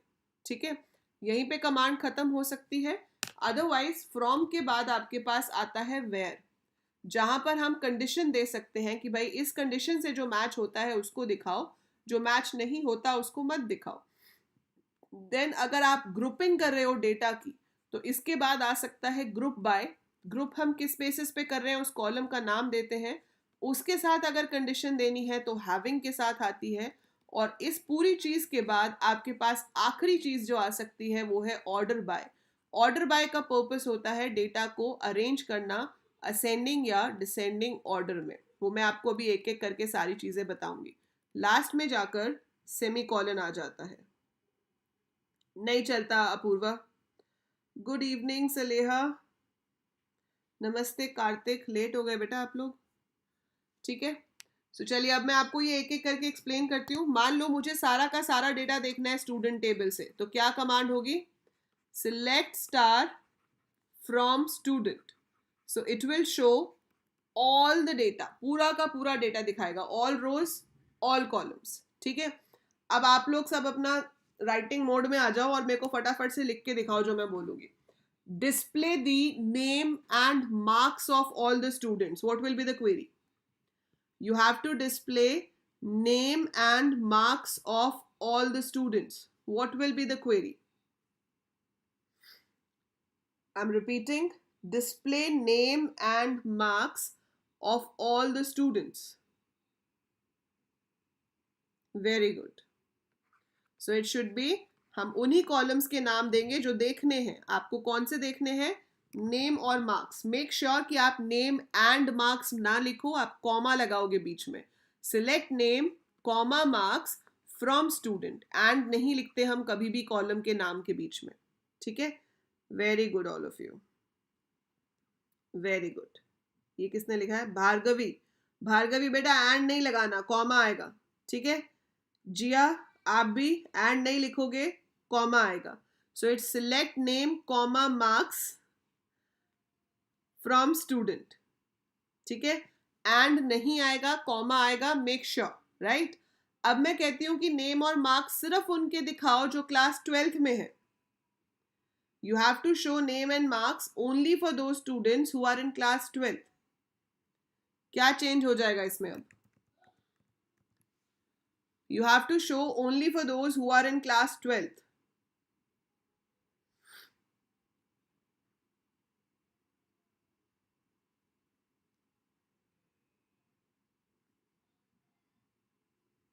इसके साथ कंडीशन आ जाएगी, बाकी की क्वेरी सेम रहेगी.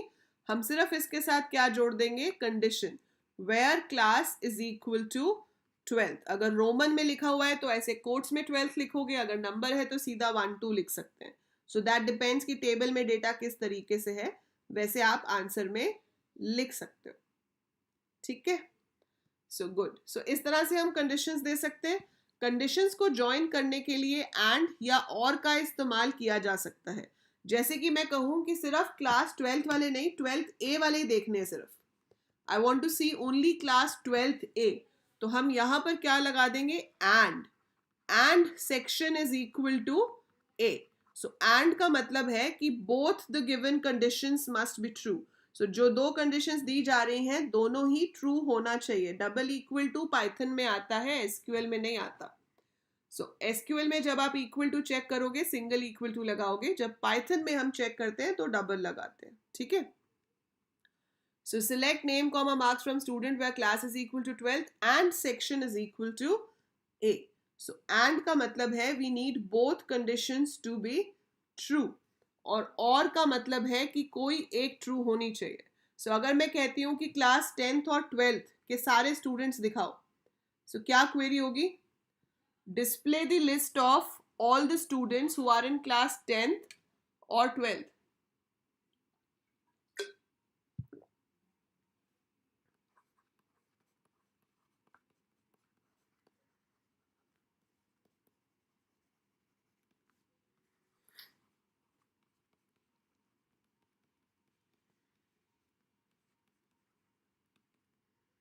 Very good, anyone should be there. ठीक है, पृथ्वी बेटा पूरी कंडीशन लिखनी पड़ेगी. क्लास इज इक्वल टू 10 ऐसे नहीं लिख सकते. जैसे पृथ्वी ने लिखा है क्लास इज इक्वल टू 12 और 10, वैसे नहीं लिख सकते. आपको लिखना है क्लास इज इक्वल टू 10 और class is equal to 12. Good Neha, quotes आएंगे बस, बाकी ठीक है. ठीक है, या फिर हम यहां पर एक स्पेशल ऑपरेटर का इस्तेमाल कर सकते हैं जो कि है इन. सो क्लास इन 10 और 12.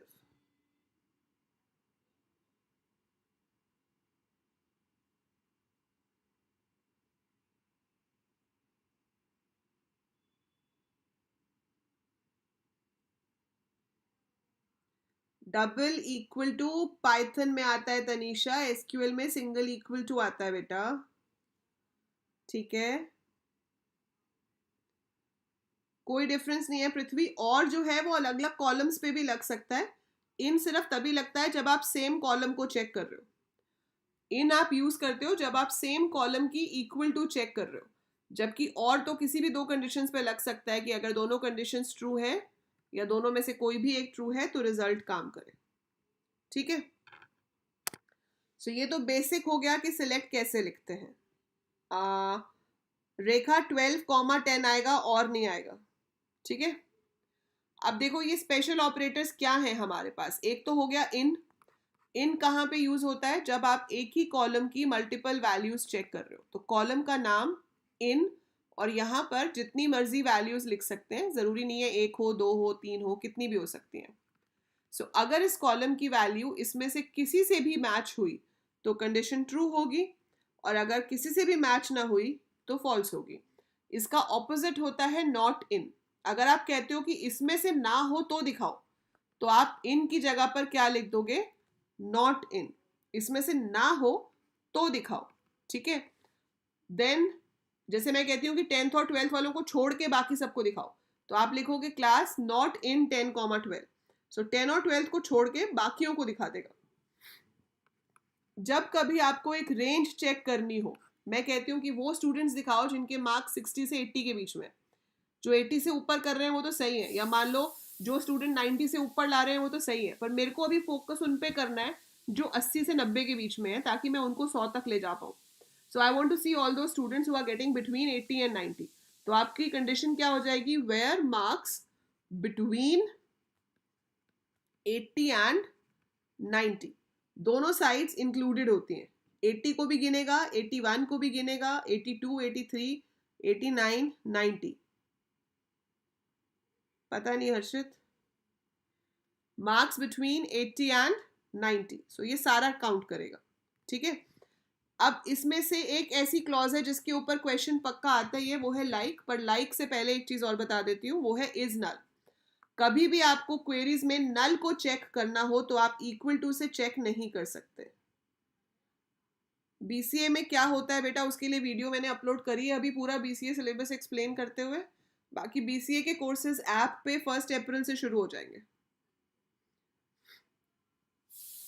हाँ, सो इज नल में क्या होगा आपके पास, अगर आपको देखना है कि ऐसा कोई स्टूडेंट तो नहीं है जिसको कोई सेक्शन अभी तक अलॉट नहीं हुआ, तो हम क्या लिख सकते हैं, select star from student where section is null. और अगर देखना है नल नहीं है तो इज नॉट नल, ठीक है। तो इसका ऑपोजिट हो जाता है is not null. Paper moderate होता है बेटा, ना ज्यादा मुश्किल होता है ना ज्यादा आसान होता है। जो पढ़ के जाता है उसको अपने आप इजी लगेगा, क्योंकि उसको सब कुछ आता है। तो जिसको आता है उसके लिए आसान है, जिसको नहीं आता है उसके लिए मुश्किल है ना। सो पेपर तो हमेशा नॉर्मली होता है। हाँ भाई, खाना भी तो खाना है ना, काम कर रहे हैं तो पेट भी तो भरना पड़ेगा ना क्लास के बाद। सो लाइक किस लिए यूज होता है,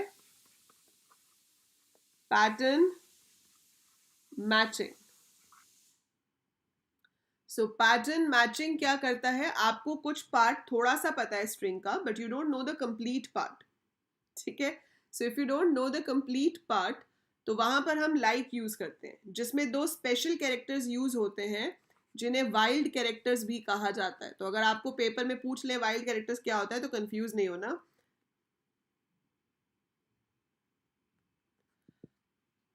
परसेंटेज एंड अंडरस्कोर। परसेंटेज का पर्पस क्या होता है, any number of unknown characters. मतलब कुछ अननोन कैरेक्टर्स हैं, कितने हैं मुझे नहीं पता, हो सकता है 0 हो सकता है 1 हो सकता है 50 हो।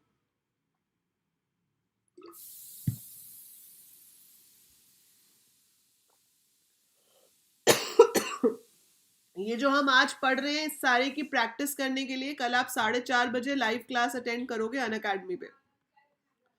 अनअकैडमी पे we will be doing practice questions for SQL tomorrow live from 4:30 to 5:30।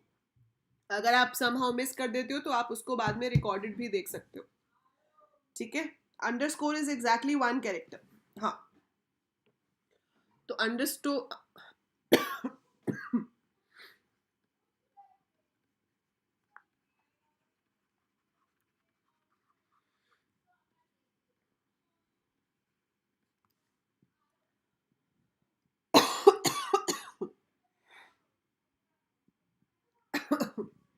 अच्छा बताओ, अगर मुझे चेक करना है कि नाम ए से शुरू होता हो, what should I right.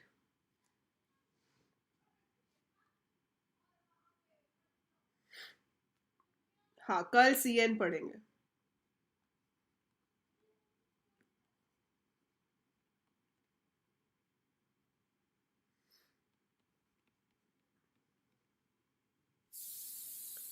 P लिया पानी।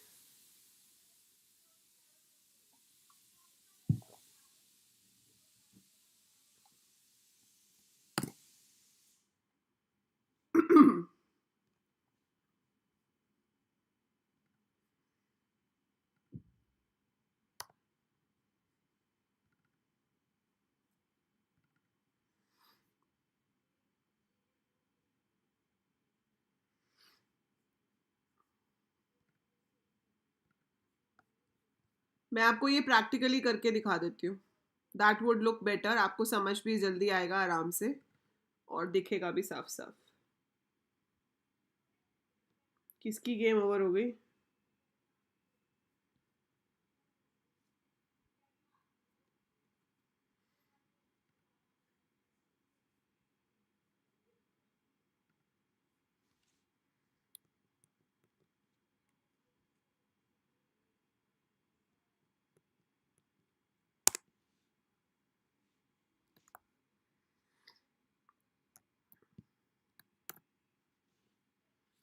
ठीक है, ये स्क्रीन दिख रही है सबको?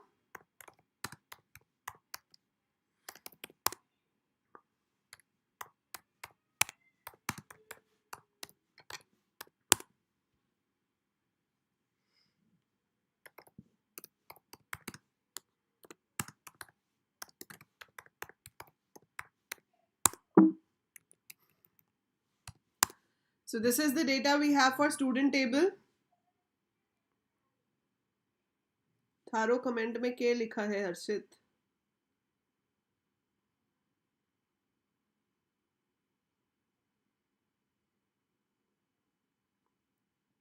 विजिबल नहीं है अभी? मैंने इसको दूध और दही से नहलाया था भार्गवी।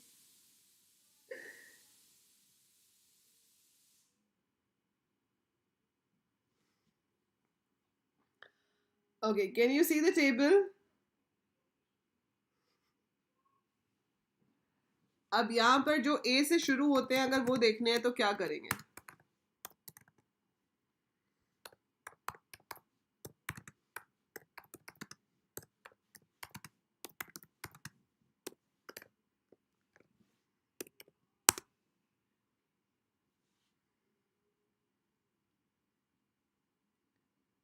कल किया था निशा हमने, पेस्ट कर दो, मैंने ऊपर देखा मुझे नहीं नजर आया। ठीक है, select star from student where name like a percentage. अगर आप यहाँ पे लिखते हो कि ए से खत्म होना चाहिए तो ए पीछे लिख देंगे। So Anisha and Tanisha is ending with A, and if you want कि शुरू भी ए से हो खत्म भी ए से हो, so it should B a percentage A and that is Anisha. Start भी ए से हो रहा है, खत्म भी ए से हो रहा है। इस बार सीबीएसई के क्वेश्चन ट्रिकी आए हैं थोड़े, मतलब लेवल बढ़ाया है उसने। कोई नहीं, हम तो पहले से ही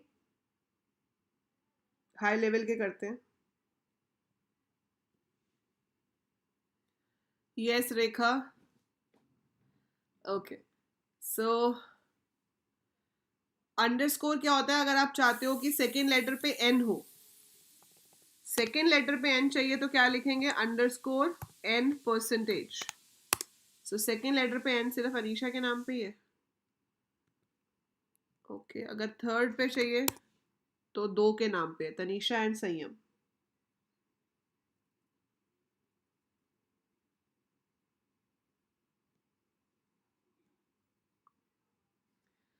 अच्छा, अब मैं चाहती हूँ कि ये स्टूडेंट का डेटा सॉर्ट होके आ जाए एज पर देयर। अच्छा, एक काम करते हैं, अभी इसमें जो 10 स्टूडेंट्स हैं इसमें मार्क्स नाम का कॉलम नहीं है ना? I want to add the column named marks. क्या कमांड होगी उसकी? 6 साल बेटा, 3 साल बीसीए, 3 साल एमसीए।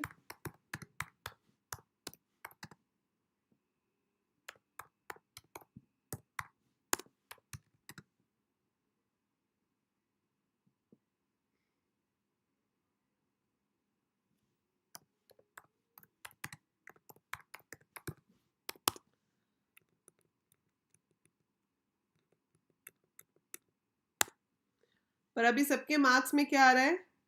नल आ रहा है। You want to put the value into that, तो क्या करेंगे? देखो, सीबीएसई का पेपर मॉडरेट लेवल का होता है, ठीक है?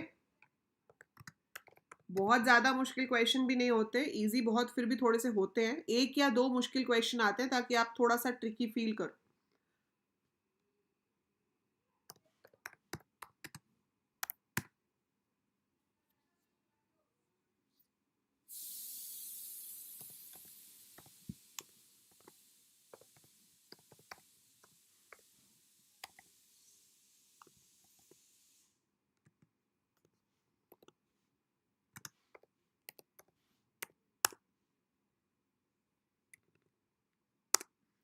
फॉर्मूला मत देखो मैंने क्या लिखा, पर ठीक है, ये हमारे पास ऐड हो गया। मार्क्स इंटीजर है नेहा, ठीक है, मार्क्स हमें न्यूमेरिक वैल्यू लेनी है तो कैर नहीं लेंगे।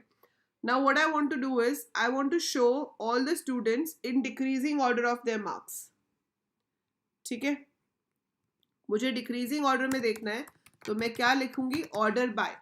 तो आप में से काफ़ी बच्चे ग्रुप बाय और ऑर्डर बाय को कंफ्यूज करते हो, उसमें कंफ्यूजन बिल्कुल भी नहीं है। इतनी सी चीज़ याद रखनी है कि ऑर्डर बाय मतलब arranging the data in order. तो इंक्रीजिंग डिक्रीजिंग जब आता है तब ऑर्डर बाय का काम है, अदरवाइज ऑर्डर बाय कहीं यूज़ नहीं होगा। सो आपके क्वेश्चन में जब लिखा है कि इस चीज़ को इंक्रीजिंग ऑर्डर में दिखाओ या डिक्रीजिंग ऑर्डर में दिखाओ, तभी आपको ऑर्डर बाय का इस्तेमाल करना है, अदरवाइज नहीं। अगर मैं सिर्फ ऑर्डर बाय मार्क्स लिखती हूँ तो ये इंक्रीजिंग ऑर्डर में दिखा रहा है मार्क्स को, है ना। सो बाय डिफॉल्ट इंक्रीजिंग ऑर्डर में आता है, और अगर आपको डिक्रीजिंग में चाहिए तो आपके पीछे DESC लिखना पड़ेगा।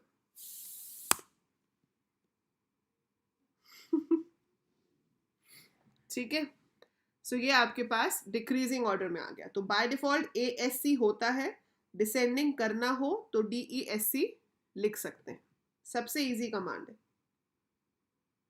पर उसमें काम वैसे नहीं करेगा ना रेखा।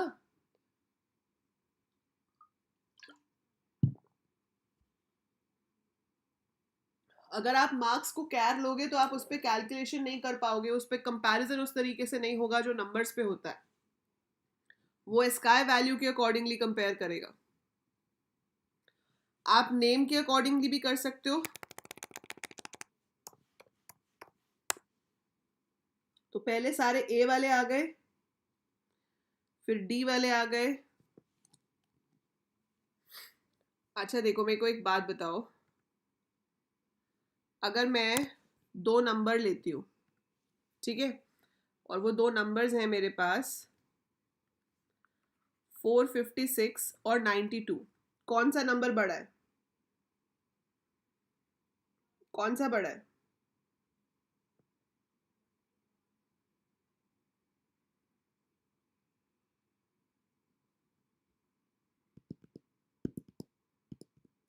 फोर 456।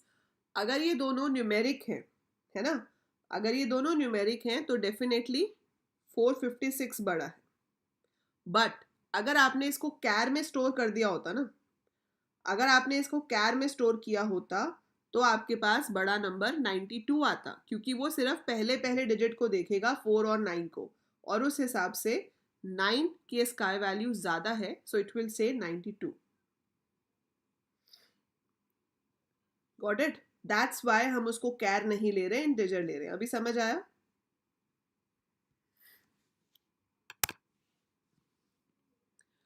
अच्छा, अब हमारा ऑर्डर बाय के बाद आते हैं एग्रीगेट फंक्शंस।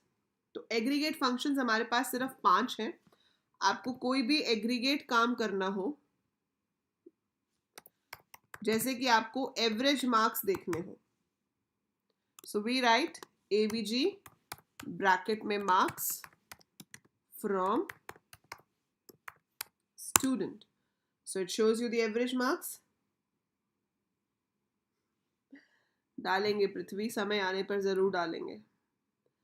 ऐसे ही आप टोटल भी देख सकते हो, सम से मिनिमम भी देख सकते हो,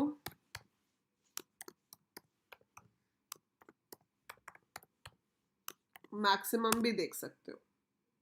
ठीक है, अब पांचवा फंक्शन है काउंट, जिसके ऊपर 100% क्वेश्चन आता ही आता है पेपर में, फॉर श्योर। ठीक है, तो उसके ऊपर क्वेश्चन तो आना ही है, आना ही है फॉर श्योर। अब वो कैसे होगा? आपको कहा जाता है कि नंबर ऑफ रोज बताओ। इस बार CBSE के जो सैंपल पेपर आए हैं IP और CS के, दोनों में ये क्वेश्चन है कि कौन सी कमांड से हमें ये पता चलेगा कि नंबर ऑफ रोज कितनी है टेबल में। सो अगर हम लिखते हैं select count star from student, तो ये क्या दे रहा है? 10। That shows you the cardinality of the table. ठीक है, काउंट में क्या होता है कि हम जरूरी नहीं है कि कॉलम का नाम ही लिखें, हम स्टार लिख सकते हैं, पर बाकी के चारों फंक्शंस में आप स्टार नहीं लिख सकते। ठीक है, स्टार सिर्फ काउंट के साथ ही दिया जा सकता है, you can not give it with rest of the 4। अब काउंट के साथ कॉलम का नाम भी दिया जा सकता है, पर होता क्या है, जैसे ये सेक्शन है, देखो सेक्शन में यहाँ पे नल है ना, अब मैं यहाँ पर अगर सिलेक्ट काउंट करती हूँ और मैं यहाँ पे मार्क्स लिखती हूँ तो भी 10 ही आएगा, लेकिन अगर मैं यहाँ पर सेक्शन लिख दूंगी या क्लास लिख दूंगी तो इट इज शोइंग 9। सो ये नल वैल्यूज को काउंट नहीं करता है, ठीक है। सो काउंट या कोई भी और एग्रीगेट फंक्शन नल वैल्यूज को इग्नोर कर देता है। Null values are not considered while using aggregate functions. So ये आपको डिफरेंस याद रहना चाहिए कि अगर काउंट यूज हो रहा है कॉलम के नाम के साथ तो वो नल को नहीं गिनेगा, पर काउंट स्टार में तो कोई फर्क ही नहीं पड़ता, उसने तो नंबर ऑफ रोज काउंट करनी है, वहां पे कॉलम का नाम दिया ही नहीं हुआ, ठीक है। फाइन। अब अगर मैं आपको कहती हूं कि मुझे बताओ कि क्लास 10th में कितने बच्चे हैं, 10th है ही नहीं हमारे पास, 11th और 12th ही है। चलो मैं आपको कहती हूँ कि बताओ क्लास 11th में कितने बच्चे हैं, तो आप क्या करोगे, select count star from student where class is equal to 11, है ना। अगर मैं कहती हूँ 12th में कितने हैं वो बताओ, तो हम ये लिख देंगे। पर अब मैं एक सिंगल कमांड चाहती हूँ और मैं चाहती हूँ कि उस सिंगल कमांड से वो मुझे ये भी बता दे कि 11th में कितने बच्चे हैं, 12th में कितने बच्चे हैं। मतलब जितने भी डिफरेंट क्लासेस पॉसिबल हैं मेरे टेबल में, जितनी भी डिफरेंट क्लासेस हैं, हर किसी का वो दिखा दे कि उसमें कितने कितने स्टूडेंट्स हैं। CS के सिलेबस में है अनंत, IP में नहीं है। सो यहाँ पर यूज होता है ग्रुप बाय। तो जब आपको एक कॉलम की डिफरेंट वैल्यूज के लिए ऑपरेशन परफॉर्म करने हो तो हम यूज करते हैं group by. So group by class करेंगे, सिर्फ ऐसे देखेंगे तो 3 और 7 आ रहा है, मजा नहीं आ रहा उतना, थोड़ा अच्छा तो दिखे आउटपुट। तो हम क्या करते हैं, जिस कॉलम पे ग्रुप किया होता है उसको भी साथ में शो करवा लेंगे। So it will show like this, ठीक है। So select class comma count star from student group by class. Clear. So जब आपको पेपर में क्वेश्चन में ये कहा जाए कि फॉर ईच क्लास या find the average marks class wise, find the average marks for each class, तो जब आपको फॉर ईच क्लास या क्लास वाइज करके कोई भी एग्रीगेट फंक्शन कैलकुलेट करने के लिए बोला जाता है, दैट मीन्स आपको वहां पर ग्रुप बाय लगाना है।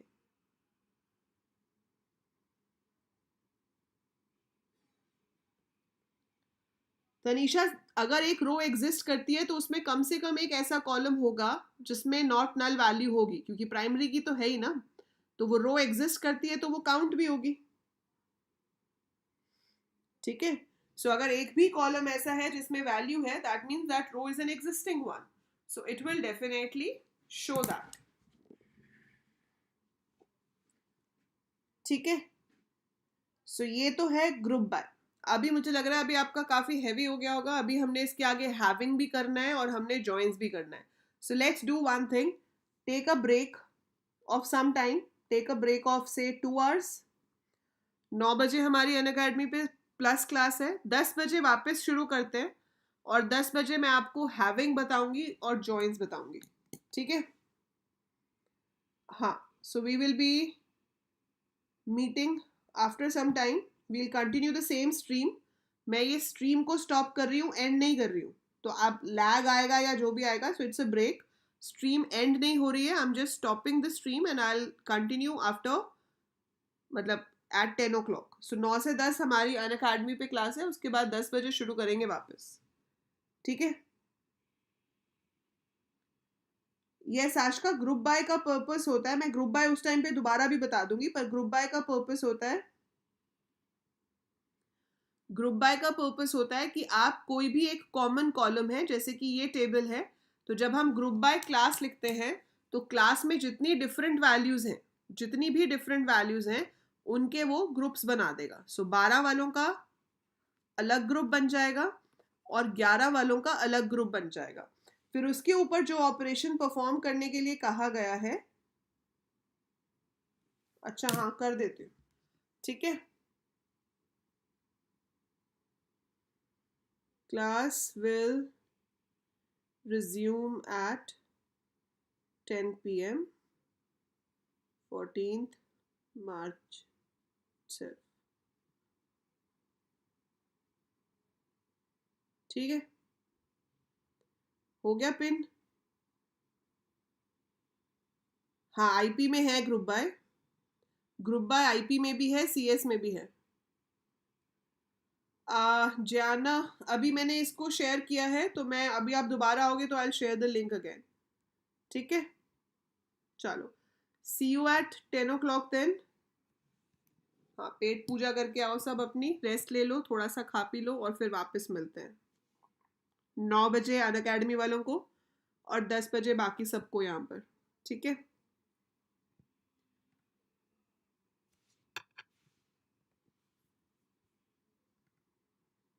की थी दैट वाज ग्रुप बाय, है ना, कि ग्रुप बाय क्यों यूज होता है। तो I just wait for a minute, let everyone join in and then हम शुरू करते हैं। की थी दैट वाज ग्रुप बाय, है ना, कि group.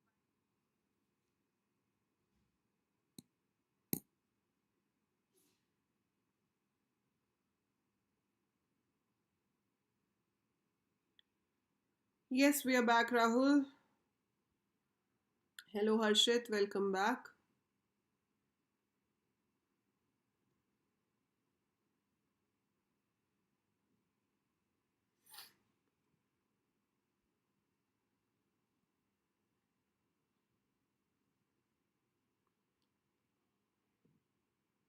Okay. So I'm going to pin the link.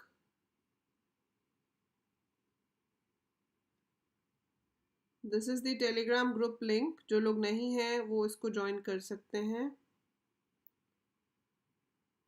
ठीक है, अंकित कौन सी लैंग्वेज लिख रहे हो ये?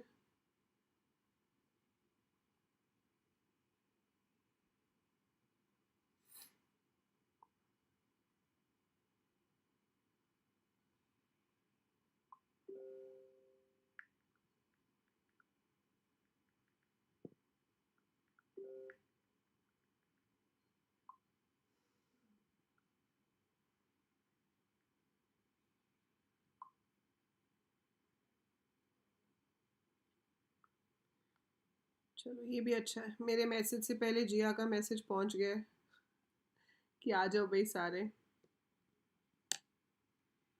हाँ, प्लस क्लास भी टाइम पे ख़त्म कर दी ना हमने आज। Good evening Devansh.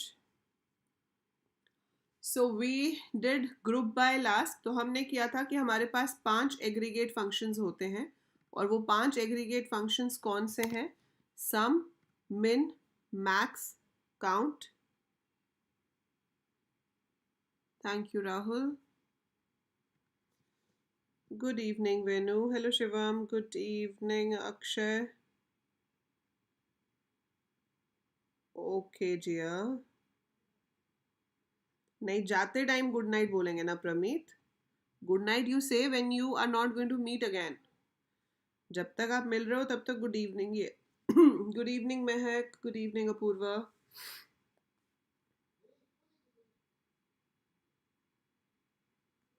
ओके जी, good evening Akshay. Hello Aditya, good evening Sarvagya. ओहो, कितना ही ब्लू कलर है।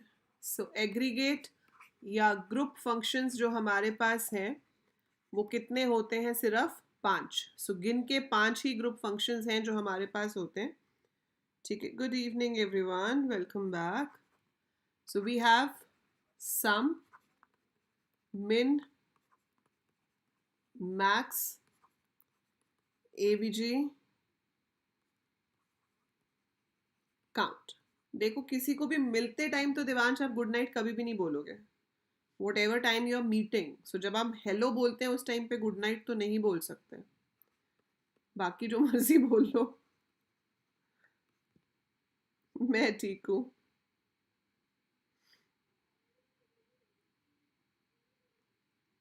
हाँ, ये पूरा एसक्यूएल के लिए सफिशिएंट है। ठीक है, सो सम के आगे कॉलम का नाम बताना होता है कि किस कॉलम का आपको टोटल करना है। देन मिन में आपको कॉलम का नाम बताना है, मैक्स में कॉलम का नाम बताना है, एवरेज में भी, ठीक है। जो काउंट है हमारे पास वो सिर्फ या तो स्टार हो सकता है या फिर कॉलम का नाम हो सकता है। तो उसमें हमने डिफरेंस अभी किया था कि जब कॉलम का नाम होता है तो क्या करेंगे, नल वैल्यू जो है वो काउंट नहीं होती है ना। और अगर आपके पास स्टार है तो all the rows are counted. So right now अगर मैं यहाँ पे लिखती हूँ सिलेक्ट स्टार फ्रॉम स्टूडेंट,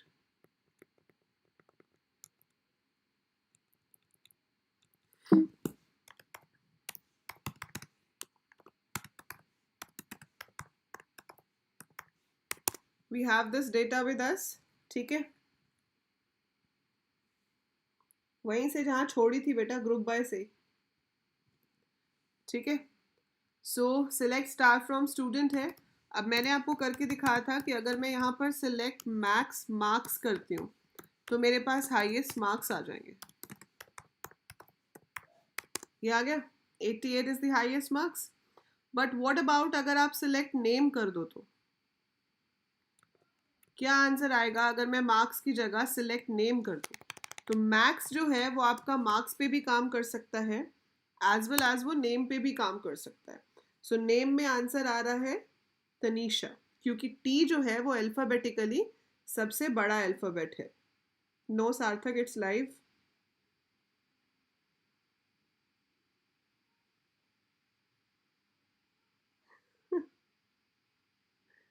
पढ़ो अभी इकोनॉमिक्स पढ़ो, अभी कोई बात नहीं, इसको बाद में देख लेना। यस अक्षय,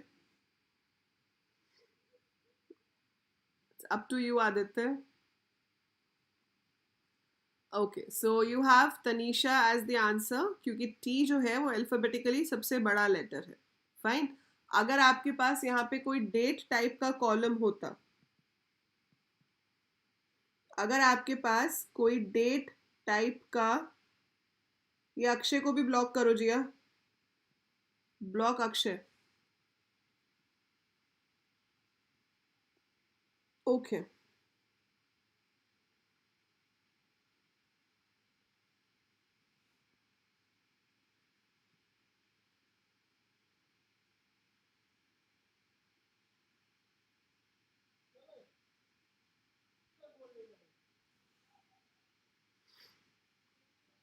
सो अगर डेट होता तो मैक्स में क्या होता, जितनी लेटेस्ट डेट है वो आपकी हाईएस्ट डेट होती है और जितनी पुरानी डेट है वो आपकी मिनिमम डेट होगी। Now what about sum? अगर मैं नॉर्मली सम यूज करती हूँ किसी भी न्यूमेरिक वैल्यू के साथ तो वो उसका टोटल कर देता है ना। सो अगर हम ऐसे लिखेंगे तो ये क्या कर देगा, उसका टोटल। और अगर आप यहाँ पर सम ऑफ नेम करोगे तो आपके पास क्या आ जाएगा, 0, क्योंकि ऑब्वियसली स्ट्रिंग्स को हम ऐड नहीं कर सकते, ठीक है।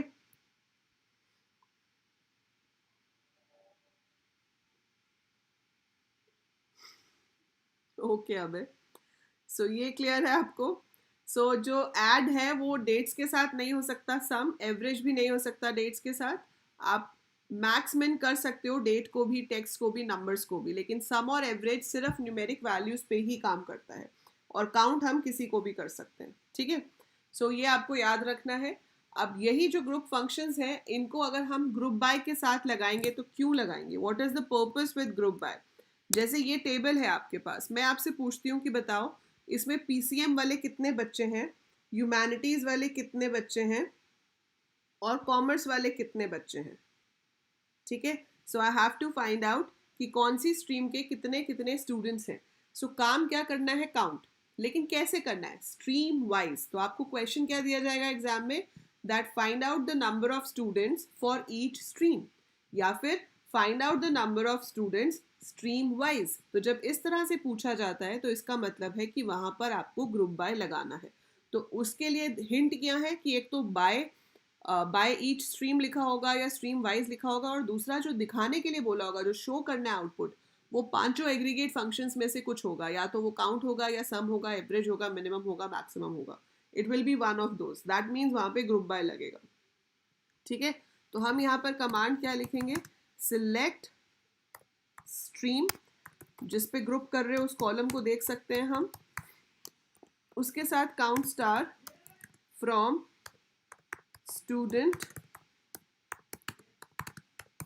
Group by stream. So we'll get this. तो इसमें नल में 1 है, कॉमर्स में 2 है, ह्यूमैनिटीज में 1 है, पीसीएम में 6 है. So that's how your group by works. ठीक है. अब कंफ्यूजन कहाँ पर होती है सबको? अब मैक्सिमम कंफ्यूजन जो है वो होती है कि भाई कंडीशन अगर इसके साथ लगानी है तो कहाँ आएगी, वेयर के साथ आएगी या हैविंग के साथ आएगी. जैसे अगर मैं अभी आपको कहूँ कि सिर्फ उन्हीं को दिखाओ जिसमें कम से कम 1 से ज़्यादा स्टूडेंट्स हो. ठीक है. We have to show only those जहाँ पर 1 से ज़्यादा स्टूडेंट हो. तो हमें यहाँ पर हैविंग लगाना पड़ेगा. तो ग्रुप बाय के बाद हम लगाएंगे having count star greater than 1. सो मैं ये कमांड आपको एक बार दोबारा से लिख के दिखा देती हूँ क्योंकि आपको पूरी अच्छा आप दिख गई होगी ना पूरी. So it is having where एक साथ नहीं होता ना वीनू, एक चीज होती है. ठीक है. Having count star greater than 1. अब बात ये आती है कि भाई कंडीशन किस में लगाई जाए, हैविंग में लगाई जाए या वेयर में लगाई जाए. ठीक है.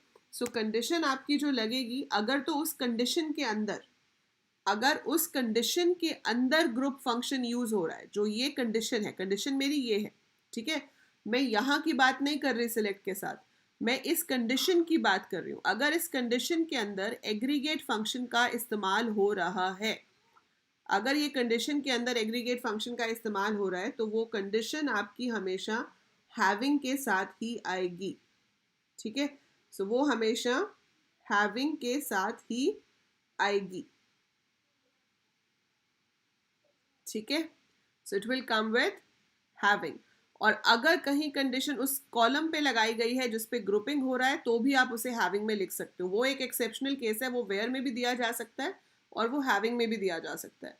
बट उसके अलावा अगर कोई भी नॉर्मल कंडीशन है तो वो हमेशा वेयर में आएगी, और अगर कोई भी ग्रुप वाली कंडीशन है तो वो हैविंग में आएगी. जैसे कि आपके पास अगर कंडीशन होती कि हर स्ट्रीम में 12th क्लास वाले बच्चों को काउंट करके बताओ. So you have to count 12th class students in each stream. तो हम क्या लिखते?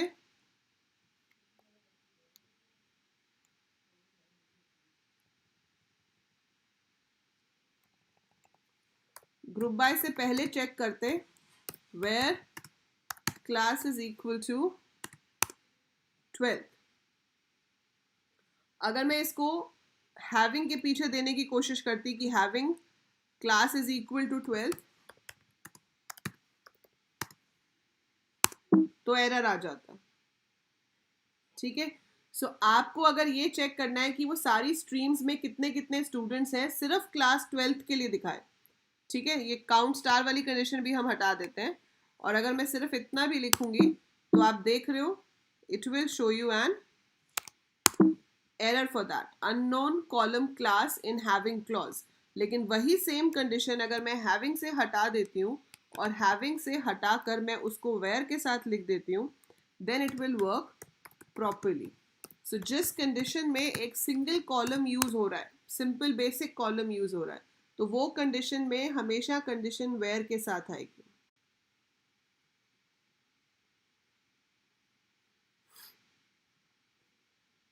Okay, I just refreshed. Is it bit better? कुछ फर्क पड़ा?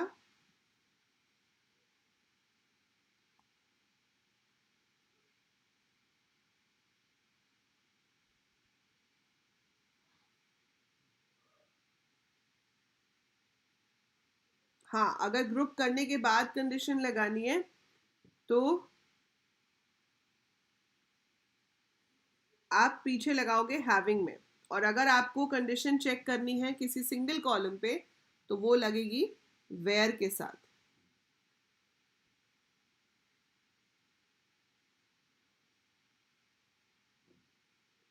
ठीक है. सो ये चीज हमेशा ध्यान रखोगे, और ये आपसे काफी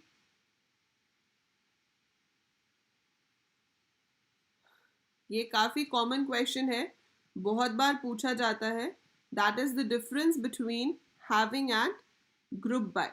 सो जब आपको हैविंग एंड ग्रुप बाय के बीच में डिफरेंस लिखना है, सो हम क्या लिखेंगे? सॉरी, वेयर और हैविंग के बीच में डिफरेंस लिखना है. पहली चीज क्या होती है, where is use to check condition, so it checks condition for individual rows, and this one checks condition on groups. It is given before the group by clause in the query, and it is executed also before the groups are formed. So is executed or checked before the groups are formed or created. ठीक है, ये after होता है, ठीक है, executed after the groups are formed. और another difference is इसमें group function use नहीं हो सकते, ग्रुप फंक्शंस को आप वेयर के साथ कभी भी यूज नहीं कर सकते। जब मैं वेयर के साथ बोलती हूँ मतलब group function can not be use in the condition, condition के अंदर वेयर के साथ यूज नहीं हो सकते, सिलेक्ट की बात नहीं कर रही हूँ मैं, जबकि हैविंग में यूज हो सकते हैं।